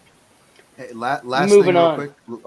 Yeah, sorry, last thing real quick. We talked about it off air, but Julian Erosa only gets finished in the first round. Not only is that true, he's the guy I used for that example. When I talk about Nate Landwehr, for example, another guy, you got to finish him in the first round. So I'm not trying to talk anybody off of Duwadu or TKO, but maybe round 1, even though Duwadu's not a big round 1 guy. For this matchup, that's when Erosa usually gets finished. So you want me to get even more specific and get an even higher price? I didn't say that. I'm just saying it's there. No. That's what you said. I heard it. That's exactly what you said. So if I lose Duwadu round 1, but he TKOs him in round 2 or 3, I'm coming to you for the beer bill in Vegas and the beer bill in Vegas. Let's go. We got it. Fair. Sounds good. Moving on up to the main card, light heavyweight division, Johnny Walker. I don't know what type of Johnny. It's probably like Johnny Walker Red at this point. He's taking on Ion Cutelaba, or as we like to call him on this podcast, the cute labia. Wes, what do we got here? Yeah, I don't really know what to think about this fight. Is Johnny Walker just like completely done, or like never was? I don't know, man. It definitely overhyped from the get go, but I don't know, man. Here lately, it just seems like anything touches that chin, and it's really bad. But man, the old cute labia, I don't know, dude. He's kind of like we talk about low IQ fighters and stuff. I don't really know how to read this fight. I kind of think Labia is gonna rush in and catch Walker, but then like if he does it and this gets kind of clinchy and they get tired, I don't really know how to read this fight, man. It's a wild one.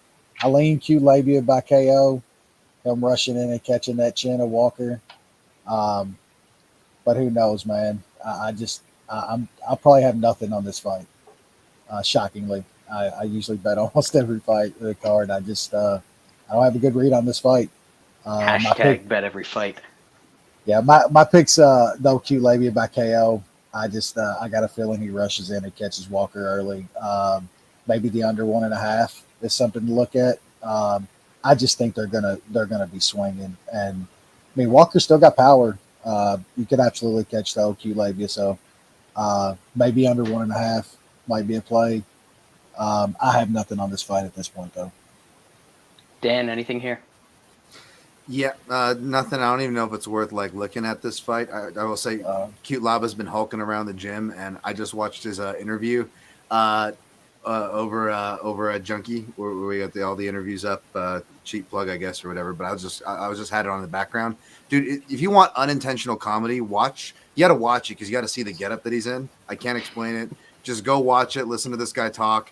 It makes you laugh and not want to keep your money nowhere fucking near this. I was gonna come contrarian like Brad and be like, cute lava by decision because Johnny Walker's gonna SBG outfight and get nowhere. It's gonna be a weird fight because cute lava just got lost his and maybe we get a weird fight. But cute lava was saying, "Oh, I'm excited for the crowd," and I'm like, "Oh, here we go, wild man." As soon as the crowd goes, you don't know what the fuck this guy's gonna do.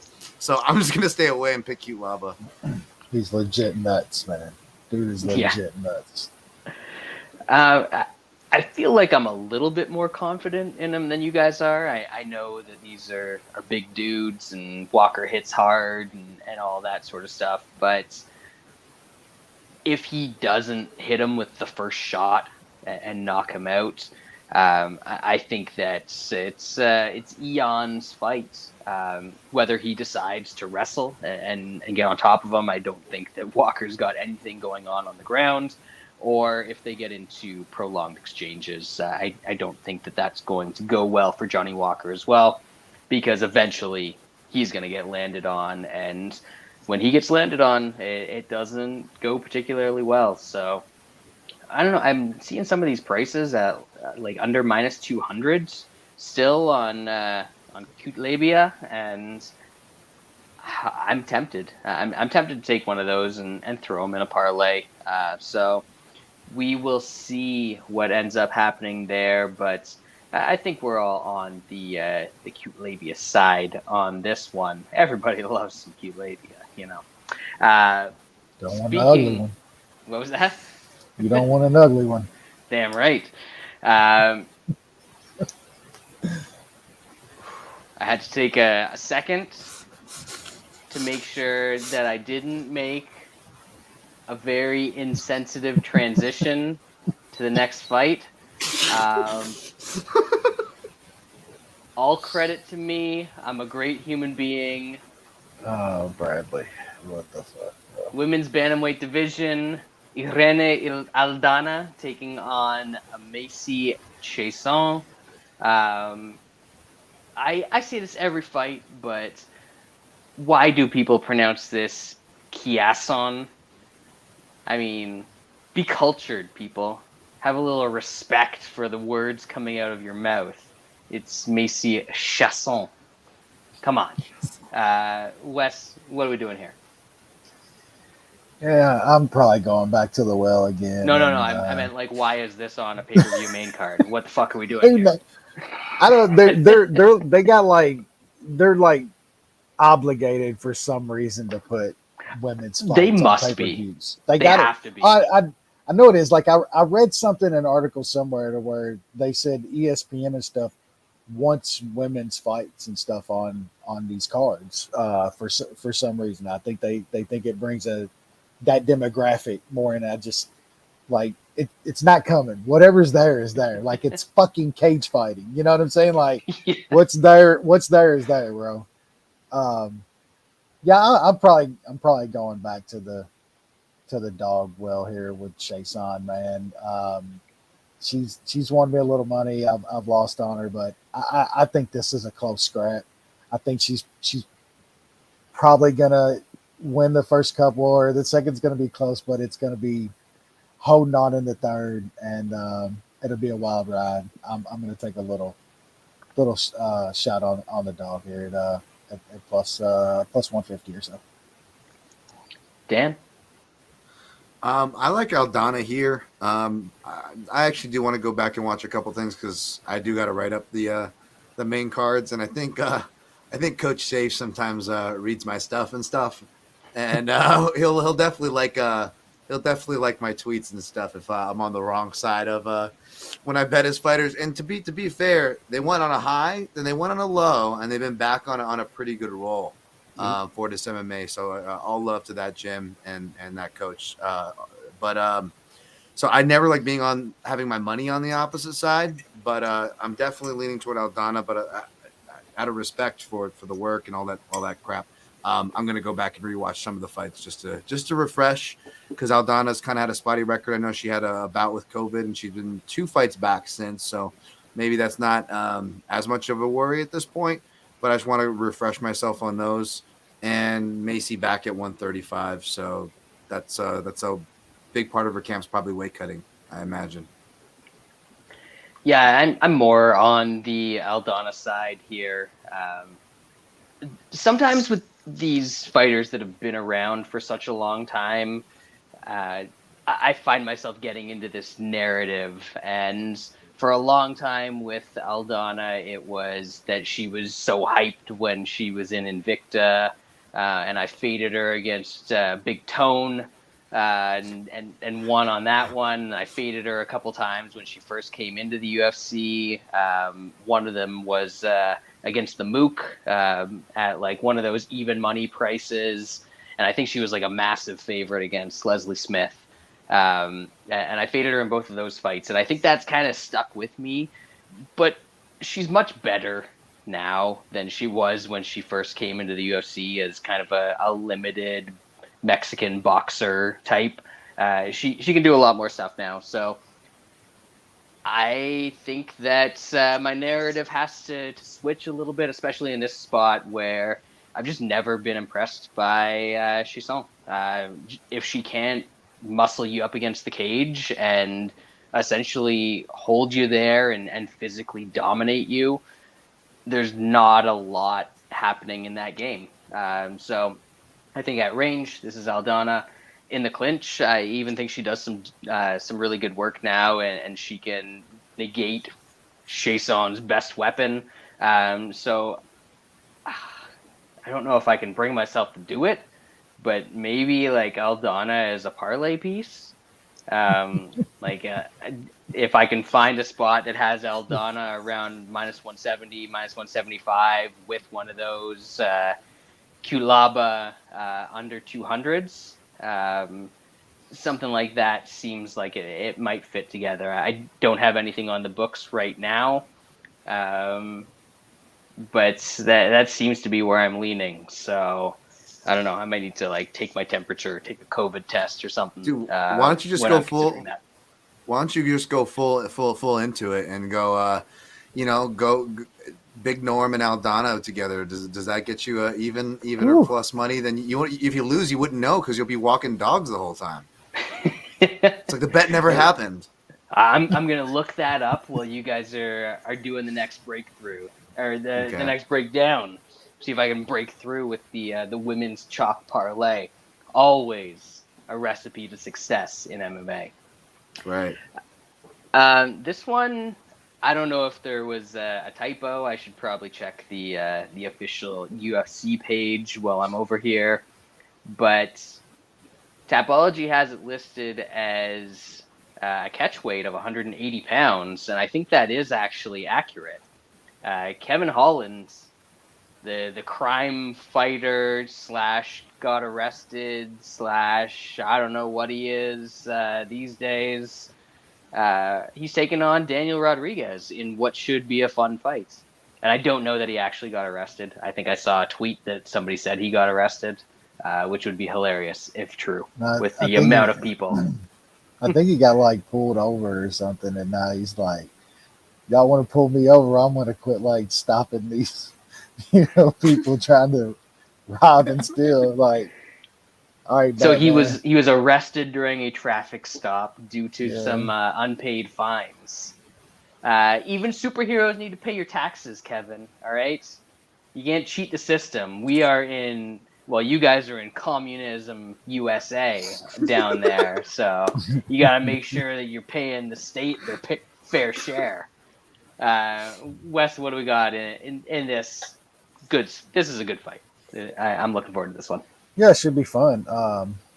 That weight thing's kind of curious. I all honesty, I hadn't read that yet. I think that it probably helps, Holland with his frame and stuff. He was up at 185, of course. Holland's looked good at 170 though, man. The weight came off good. And the dude's he's really big down at 170, man. I think even this fight though, that reach and stuff is still going to be there against Rodriguez. Rodriguez is kind of a more shorter, stockier dude. Man, I want to take the shot here on Rodriguez. I think he's got some pretty good skills. I think it's going to be a lot on the feet, and Rodriguez hits pretty good. I think he could put some stuff on Holland. It's tough though, man. I do think Holland is pretty good. I've underestimated him a little bit in his UFC career. You know, he did have some losses and stuff, and you know the fades were there a few times, but he's looked pretty good recently.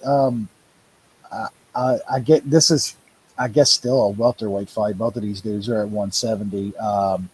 Holland's looked good at 170. I do think he's the competition he's fought so far. I mean, Tim Means good fighter, but we know he's getting towards the end of that. That was a really good performance for Holland though, and then of course Howboy. We know how his fights go when he gets put in those spots.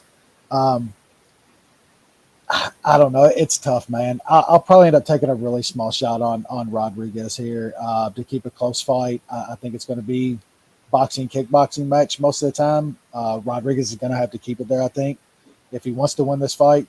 And I think it's a pretty good kind of boxing match. I'll take Rodriguez in a close fight. I haven't bet it yet.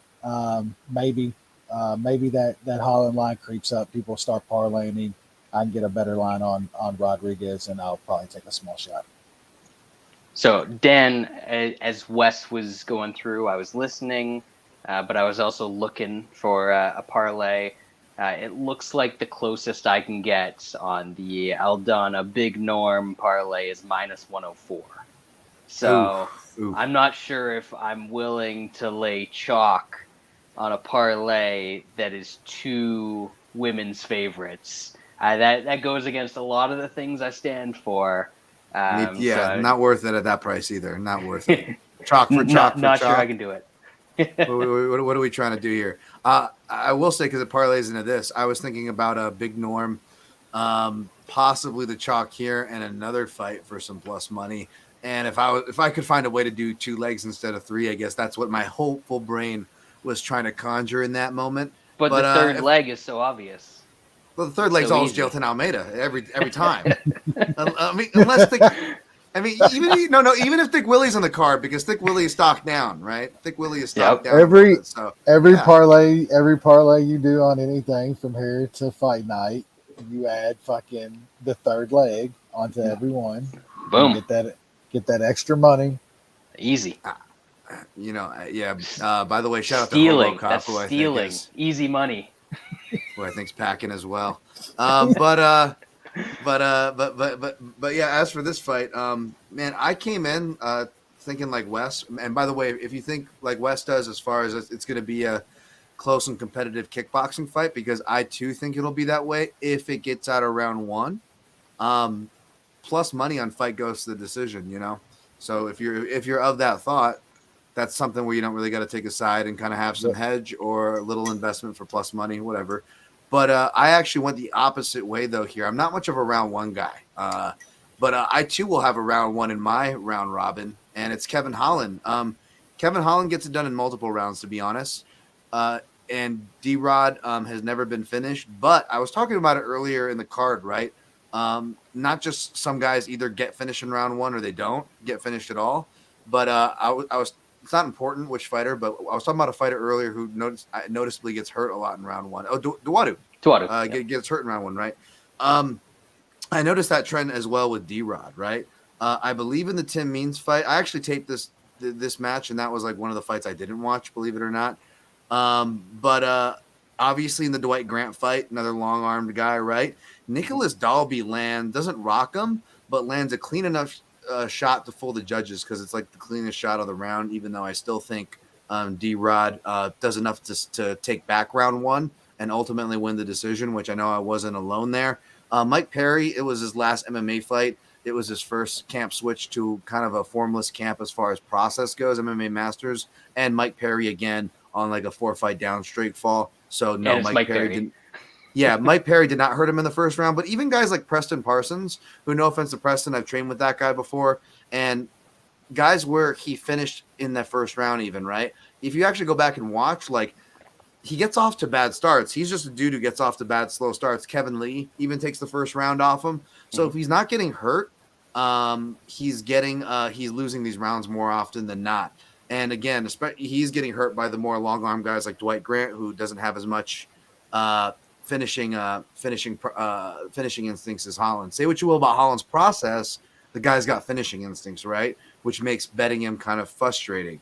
But again, D-Rod's either going to be live, and he's going to make you feel pretty good about your dog ticket, win or lose.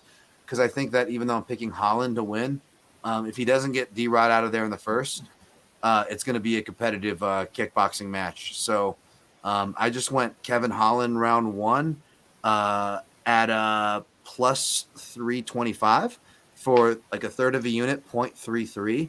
And then I also did Kevin Holland round 1 submission plus 1400 just for 17 ducats, 0.17 U. So real Load it small, up. just a half Load unit it up. exposure, but they could both hit. Who knows? Yeah, definitely. Yeah, I'm kind of leaning Holland here as well. Again, this is one of those spots where, if you're back up to your argument that Rodriguez is going to win, and this isn't what Wes is saying, it's just, what I've seen around the Twitterverse is that, Holland can't wrestle. Like, okay, can Daniel Rodriguez? Because, like, he's never shown us that he can or that he wants to wrestle. I actually think that this is a really dangerous fight for Rodriguez because at distance, Holland is the much longer guy with the much more diverse skill set. And as Dan said, Rodriguez is prone to getting hurt early in fights. But if Rodriguez gets in and gets into the clinch, I also think that Holland's the better clinch fighter here. He does a lot of sneaky stuff with his, somehow he manages to fit his long limbs in there and he can land like really good framing elbows and he does a lot of really cool stuff in the clinch. I like that. When he's not getting dumped on his head by big middleweights who can actually wrestle, he does good stuff there. So Rodriguez is in this tricky kind of spot where he has to get into the pocket, stay into the pocket, not get too close, not get too far away, and basically keep continuous combinations going, continuous exchanges going in order to win this fight. And I think that's just too much of a tightrope for him to walk in this fight against a guy like Kevin Holland who has all of the different weapons that he has. So I like Kevin Holland here. I could certainly see him hurting Rodriguez and getting him out of there. But, Rodriguez has never been finished. So I'm not going to take a prop side in this. It's just going to be Holland might end up in a parlay. So that is all I've got on that one. I think you guys broke it down much better than I did. Co-main event. Next two fights are both at welterweight. The Leech, Lil Jangalang, he was dropping bars earlier in the week. Every young boy should be a gangsta. It's the new hot shit in the streets. Is that the new Jangalang? Yeah, that's the new Lil Jangalang just dropped. Back to the channel I just referenced. That's where I listened to it from. It was his interview for the media day. It's at the very end. You don't have to go listen to the whole thing. Just go to the very end. He runs back. You can't give this guy a mic. He'll keep talking. He is. They say as Asians can be soft spoken. Not this guy, man. He'll keep talking. But he went and it was like saying in Chinese, and it's more funny because it's the translator going and. Every young man should be a gangster. Like Nate Diaz. So I'm like, what is he talking about? Every young man should be a gangster. So that's a great quote. There we go. What's the name of that dude that's the translator for all of the South American fighters on Contender Series? Yeah, he's good. Fabio he's good, something. man. Yeah. I don't. They need to get the Asian equivalent of that dude because it's not just the translating and that he can do it in multiple languages because he does Portuguese and Spanish. But it's like he says everything as the fighter says The it. emotion. He gets Yeah. the emotion they're saying it into. Man, Yeah, he's Yeah, good. right. he's telling their sob stories next to Sanko, and Yeah, she's losing she's it. starting to get flushed. When she hears those sob stories, she gets going. She loves that shit. But yeah, they need the equivalent of that for the Asian fighters. And I think That first UFC Korea show. Sorry to interrupt you, bad. That first no, UFC you're good. Korea show had a really good guy for the Koreans, and then since then it's been like this other guy who's like bald. He kind of fumbles it a lot. But yeah, the guy from the first Korea show, and there's an old school guy. He was on Contender Series recently, I think, with that Japanese kid that won. You'll recognize him in the corner. He looks like this Korean guy that used to run the internet cafe back in my college days. Do they have internet cafes anymore? No. Danny, is that you? But no, he's really good though. He's a Japanese guy, and he's fantastic. But yeah, we don't really have we don't got a Fabio, man. That guy's the man, dude. That dude's awesome. Legend. Anyway, we got Lil Jangalang, not China Goat anymore, male China Goat, Lil Jangalang, and he's taken on Tony Ferguson, who's like the crazy goat. I don't know. He's a character, but like not necessarily in a good way.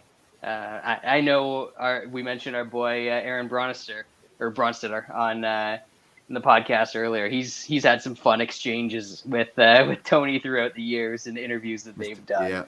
Yeah. But moving up to 170 after a brutal knockout and not a long layoff. How's this one going to go for Tony West? Yeah, it's pretty interesting, man.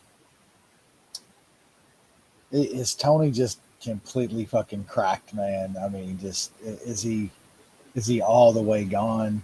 I mean, I guess we're gonna find out here. I'm not so sure. Just think he's definitely not the Tony of old. Don't get me wrong, but he's fighting the elite of the elite competition in that weight class for the past few years, and I love Little Jangalang. Don't get me wrong. We've made a lot of money on Little Jangalang over the years. He's not at the level of guys that Tony's fought over the past few years. And although Tony's lost, 4 or 5 in a row now, and some pretty bad ones in there, and he's taking shots from some crazy big hitters, man. That's the question here. Jangalang's got some decent power. Can he knock Tony out? I mean, I think that's the question. I'm not so sure, and we'll see, man. The number for me is just a little high, and it's something I got to take a shot on Tony here and see if he's completely done. If Little Jangalang fucking knocks him clean out, I'm not going to be shocked whatsoever.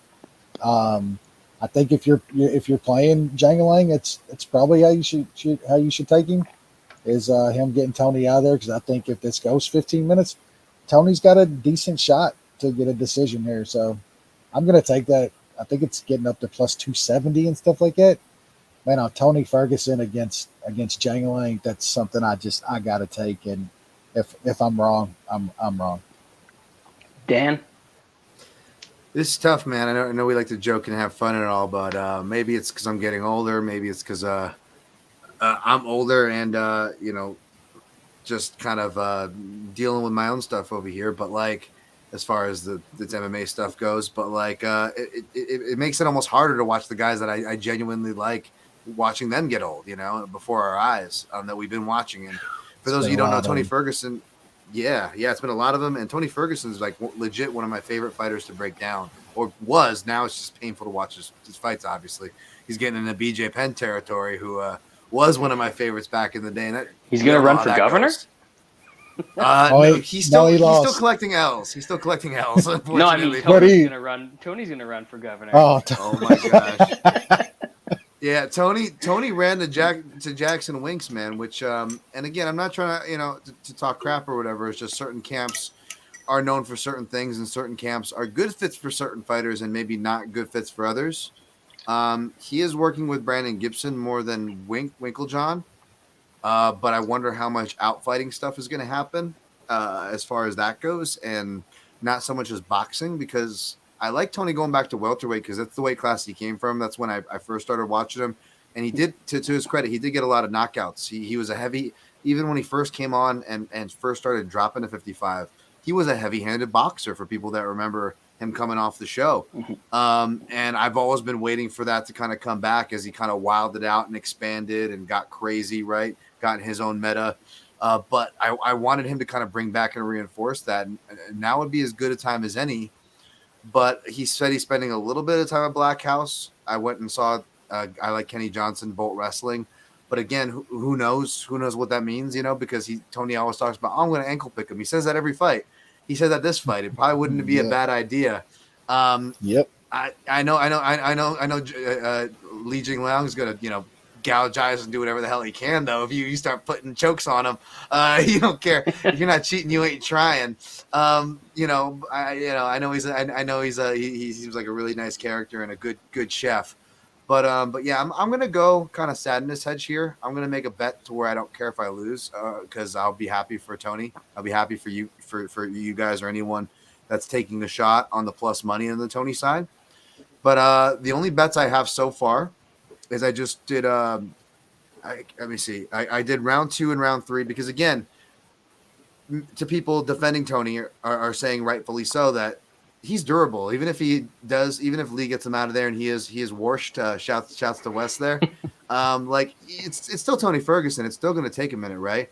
And remember, we all thought that the logic was rounds 2 and 3 Tony's live, round 1 Chandler. More than likely, Chandler's going to get him out of there in round 1, right? And that was even us who tout Tony Ferguson's durability we're being real to that possibility. So if we're being real to it there, I got to imagine at least 2 and 3 are live here, especially because of how Li Jingliang, he attacks the leg kicks, which obviously Tony Ferguson with his hurt knees. Although Leach is rocking a left knee sleeve, I've seen some footage. Could be nothing, who knows? And then right hands is Lee's moneymaker, and that's where Tony Ferguson gets hit a lot as well. And Lee's gotten much better with his boxing and lead hand, which only helps his leg kick and right hand setups. So I'm actually going to go Leach rounds 2 and round 3. I think I took it by TKO, $20 at plus 1,200 for round 3. Leach TKO 600 plus 600, $20. So under half a unit exposure, but I'm debating on whether or not to parlay Leach with Kevin Lee and Big Norm for like plus 130 to plus 140. Kevin Lee, Kevin Holland. Holland, definitely Kevin Holland. Sorry. I thought we were getting a bare knuckle event or whatever Holland's doing these days, or Kevin Lee's doing these days. This one, I lost some money on Ferguson against Chandler. I thought that he had a shot there. As Dan pointed out, it was going to be Chandler early. I figured round 1. Or Ferguson would start to take over late. Obviously, that didn't quite go to plan. I actually thought Ferguson looked pretty good early on in that fight. And it's kind of weird to say this because it took a colossal shot, like an epic shot for Ferguson to get knocked out there. And I'm not sure how many people, even a weight class up, from Chandler, can replicate that dude's explosiveness and power. And I know that Leach hits hard. He has this way of wearing fighters down. All of his finishes tend to come. I think he got the pontoon boat out of there in round 1, but the vast majority of his finishes come round 2, round 3, after he can drag guys into wars. So I kind of see this one dragging out into a war, and I don't think Tony's durability is entirely gone. Wes said that he's only lost to elite lightweights, and I still think that all of those guys are a step ahead of the Leach, even taking into account the weight difference. So I think this is going to be very competitive. I don't think that either guy is going to get put out of there. I think the fight goes to decision. The overs, all that stuff are kind of appropriately priced. There's a shot, but I think we're going to get a back and forth close decision in this one. I haven't seen what the split decision props are from the books that offer those, but I could certainly see this shaping up as one of those sorts of fights. And really, it just feels like the type of fight where after 15 minutes, I am going to feel much better holding a Tony Ferguson plus 265 ticket than I am holding a Leach minus 300 or higher ticket. So I'm taking the shot on Tony as well. I backed him on a guy that I think is far better than the Leach at kind of a similar price. I'm going to back him again here. I don't think that his durability is all the way gone. As I said, took something heroic for Chandler to get him out of there after he probably won, or that first round was very, very competitive. I think he won it. So yeah, Tony's going to be the consensus. Wow, plus 265, consensus bet of the week. Going big with it. And that brings us to the post lim of the evening. They're paying these guys pay-per-view points probably. I don't know why. Apparently Nate Diaz is a legend. I don't know why. I know he beat Conor McGregor once upon a time, but before we get into the actual fight, do we actually think that Nate Diaz is a legend? I mean, he's like 500 in his UFC career. I know, like, he's an entertaining character, and I think scrap, bro. I mean, it's like in the culture of MMA, he's a legend. I'll put it that way. Like, definitely, you got to give him that. I give him the cultural nod, but it is funny. He's only been favored to win 2 of his last 15 fights. Yeah, I mean, I'm not kidding. I'm not kidding. I know. Legendary fighter. Like, no, absolutely. He's got some decent wins in his career and stuff. Like, I'll say this. I'll say this about Nate. Nate did one thing that 95% of these dudes could never do, no matter how good they are or were. He's made a fuck ton of money. He leveraged himself, and he beat the fucking bald bozo that runs this shit, and he made a ton of fucking money. Like, you got to give him at least that. That dude, he did that better than 95% of the dudes that's been in this sport.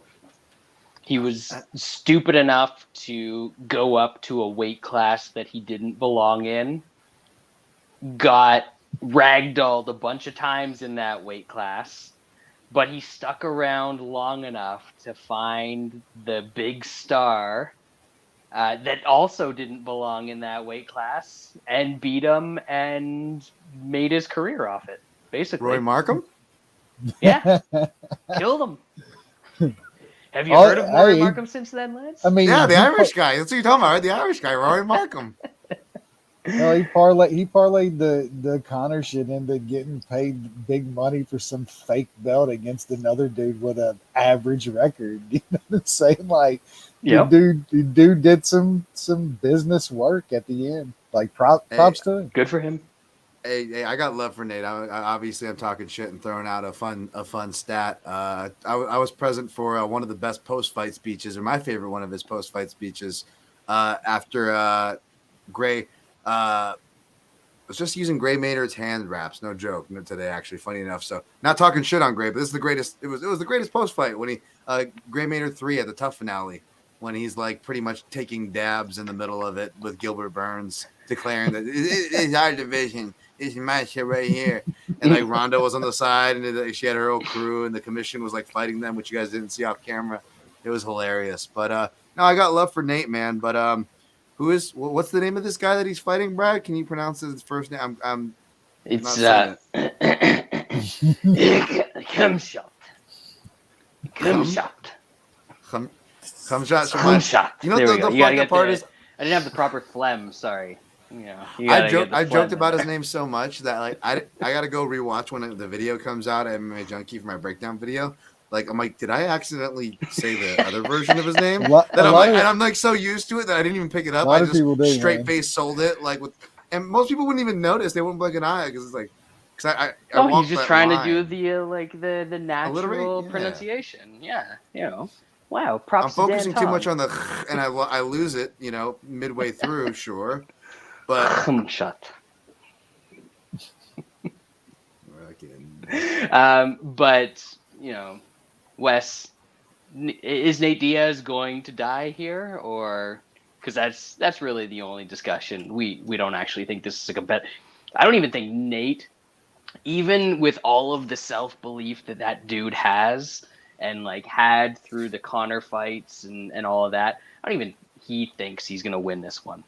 He kind of gave up the game on that this week. He did like an interview saying that he didn't want this fight and this and that, and he's just taking this fight to get it over with and shit. And it's like I think he's resigned to the fact that he's gonna get his ass whooped in this fight, and I guess Dana gets what he wants. Gets Nate beat up on his way out. Yeah, I mean, there's not much here, man. Like, I don't see any path for Nate. I just really don't. I don't know what he does in this fight. I think I kind of think that Khamzat's going to come in and fucking take Nate and drop him on his head is what I think is going to happen. I don't think he's going to mess around boxing Nate too much. If he does, he might KO Nate. Like he's got some power. I mean, I think it's body lock slammed on his head, and I'm hoping he goes to get a sub on Nate because I'm taking some Khamzat sub at a decent price. And Shot sub, is that on the like secret menu at Subway? that's one you got. That's one you got to ask for them to make in the back because they can't be caught on. I heard Jared made a few of those in his day. Sorry.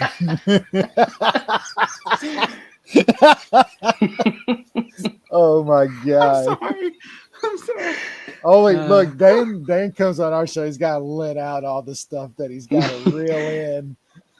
Love it. Oh my god! What are they putting in these edibles these days, Wes? What's going on? Hey, they're getting strong, man. They're getting stronger. Sorry to distract you. I like the under here. 1.5. It's some plus money. I really think that Chimaev is really gonna fuck Nate up, man. I think it's wrestling. I don't think he's gonna play around on the feet too much with Nate. We've seen him most of his fights. He likes to get a hold of dudes, take them down, and just fuck them up, man. And it's probably gonna be ground and pound, but since it's Nate, like maybe he wants to get a sub on Nate, and I can't remember what I got that at. It was over 2-1, but a little shot on sub, and yeah, I like the under here. I think that you got to find a prop or some other way to play this. You can't lay that kind of straight price on Chimaev here, but he's gonna fuck Nate up, and it's gonna be ugly. One of these days, man, I feel I'm gonna. I thought I had Burns. I thought we had Burns. I'm not sure. I think that sadly might have been our one best of our shot future. for a while. Yeah, for a really long while, sadly, because this dude is really, really good. Unfortunately, you are correct. Dan, what are you thinking in this one? It's great when it's always good to teach martial arts or like something like jiu-jitsu if you want to get better, because when you actually have to explain the technique, it makes you understand it better. And when I was talking to my guy Ryan McKinnell on Sirius XM today, and Anthony Smith actually asked me to explain my bet, and not rudely, but like it was good, because sometimes you ever guys explain your bet like on the show and you start talking out loud and you're like, that doesn't make as much sense as I thought, or you know what, you've got a great point there, and because initially, basically, I'm picking shot round 3, and Smith was like, "Why do you think it gets there that long?" And I feel like, you know, Nate Diaz is doing like what Nick Diaz did to Anderson Silva, where he just like kind of starts bullshitting more in his career, because I feel like Nate Diaz's striking has been regressing as his career's gone on, which isn't the craziest thing to say that happens, No. right? And I feel that's why I feel like he's been fighting more in the clinch. He's been kind of dancing on the outside and fighting in the clinch from Connor after Connor Pettis onward, right? So I feel like he can get through a round and whatnot, and then you have to wonder, you know, maybe Chimaev did learn a little bit of a lesson, and he tries to reel it back, right? As far as being conservative goes, I think Nate's going to be hard to sub, even though a lot of the stuff he does stylistically will give Chimaev the position he wants. So that's kind of scary. But ultimately, between Nate's scar tissue to stylistically, I don't see this going past round 3, right? And sometimes when the fight ends in round 2, and the doctor stops it by cuts, they usually don't bring the doctor in until after the round respite's over. So if you're holding a round 2 ticket, you get pissed off because the fight actually ends up ending in round 3, right? Because what was it that happened with George and Nate, right? So the round 3 kind of nets that a little bit. But you know, Smith was talking that, you know, we're talking and we're like, you know, the totals are set at 1.5 for a reason, because round 2 is definitely the hot round. That's the round he's picking for Chimaev to win. And that's the round where I think, shout out to new Shaun, this will be the new Shaun Nate Diaz pathway to victory. I think Nate Diaz is liveliest in round 2. If you're a diehard Nate fan, you don't care about throwing your money away, all I suggest is just look toward round 2, because Chimaev got wild. He can be coaxed into a dogfight, which is what you're hearing people talk about for a pathway to victory. That's true. Against Burns at welterweight, that costed him the second round in all 3 judges' scorecards. We've seen Nate being a veteran. I know he's not as dangerous as Burns, or relevant as Burns, or prime as Burns, or athletic as Burns, but he's a veteran with good finishing instincts, you know. And we saw against hype trains like McGregor, right? In round 2, McGregor put down the proverbial pacing pack. Nate knew exactly what to do with it, right? So I feel like Nate round 2 is live. So I just took literally $5 and put Nate round 2 sub plus 3,500, just $5. I took Khamzat at round 3 TKO plus 1,200, just 25 ducats. But then I did put another 25 ducats on Khamzat round 2 as well, plus 475.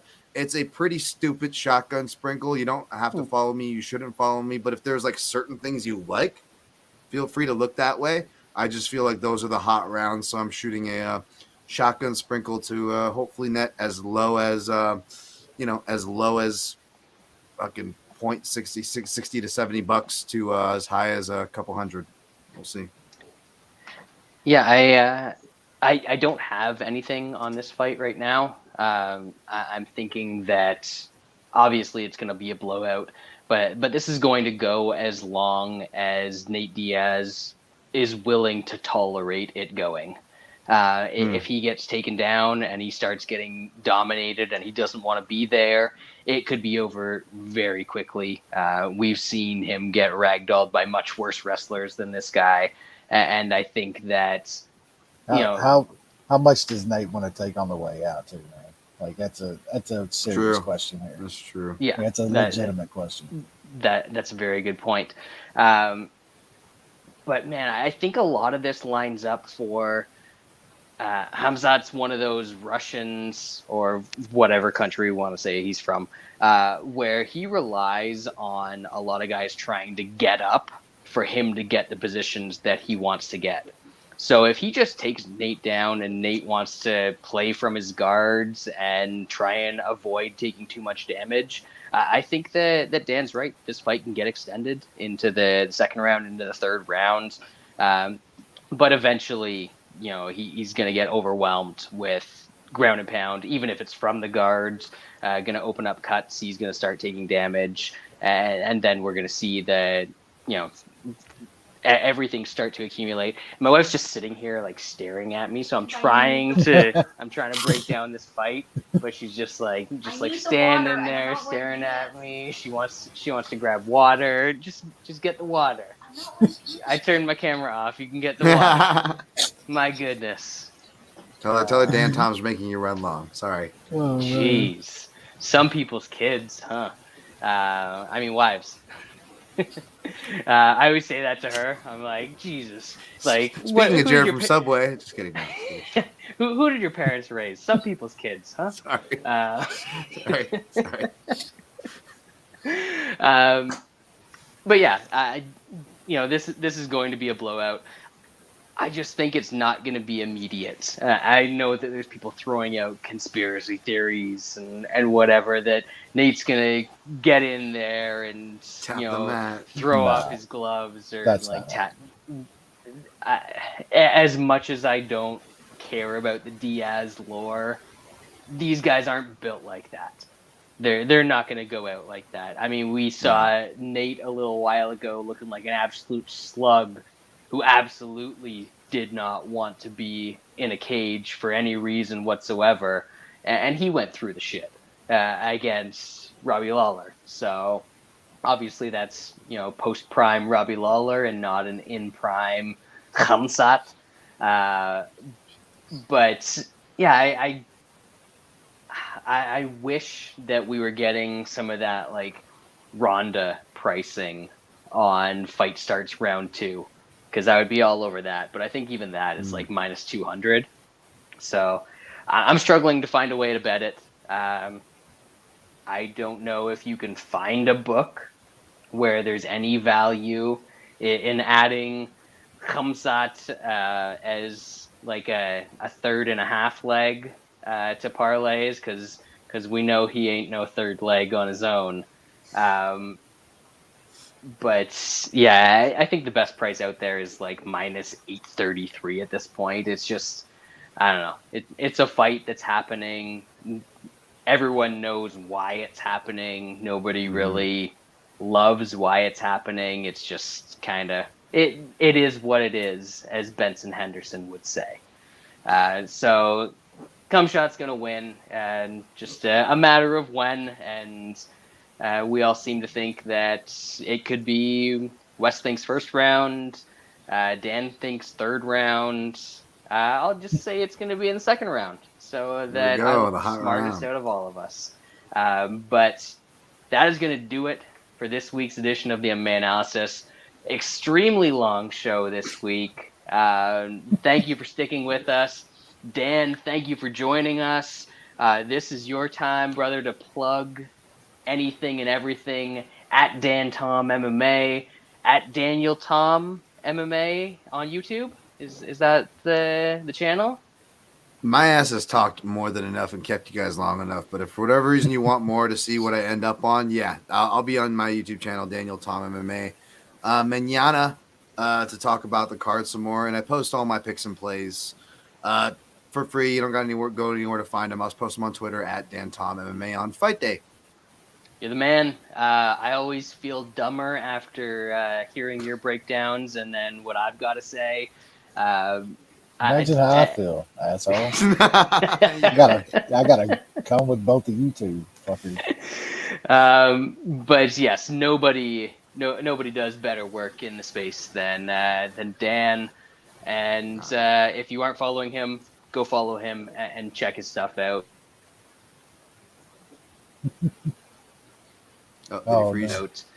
We will be back, I'm assuming, next week.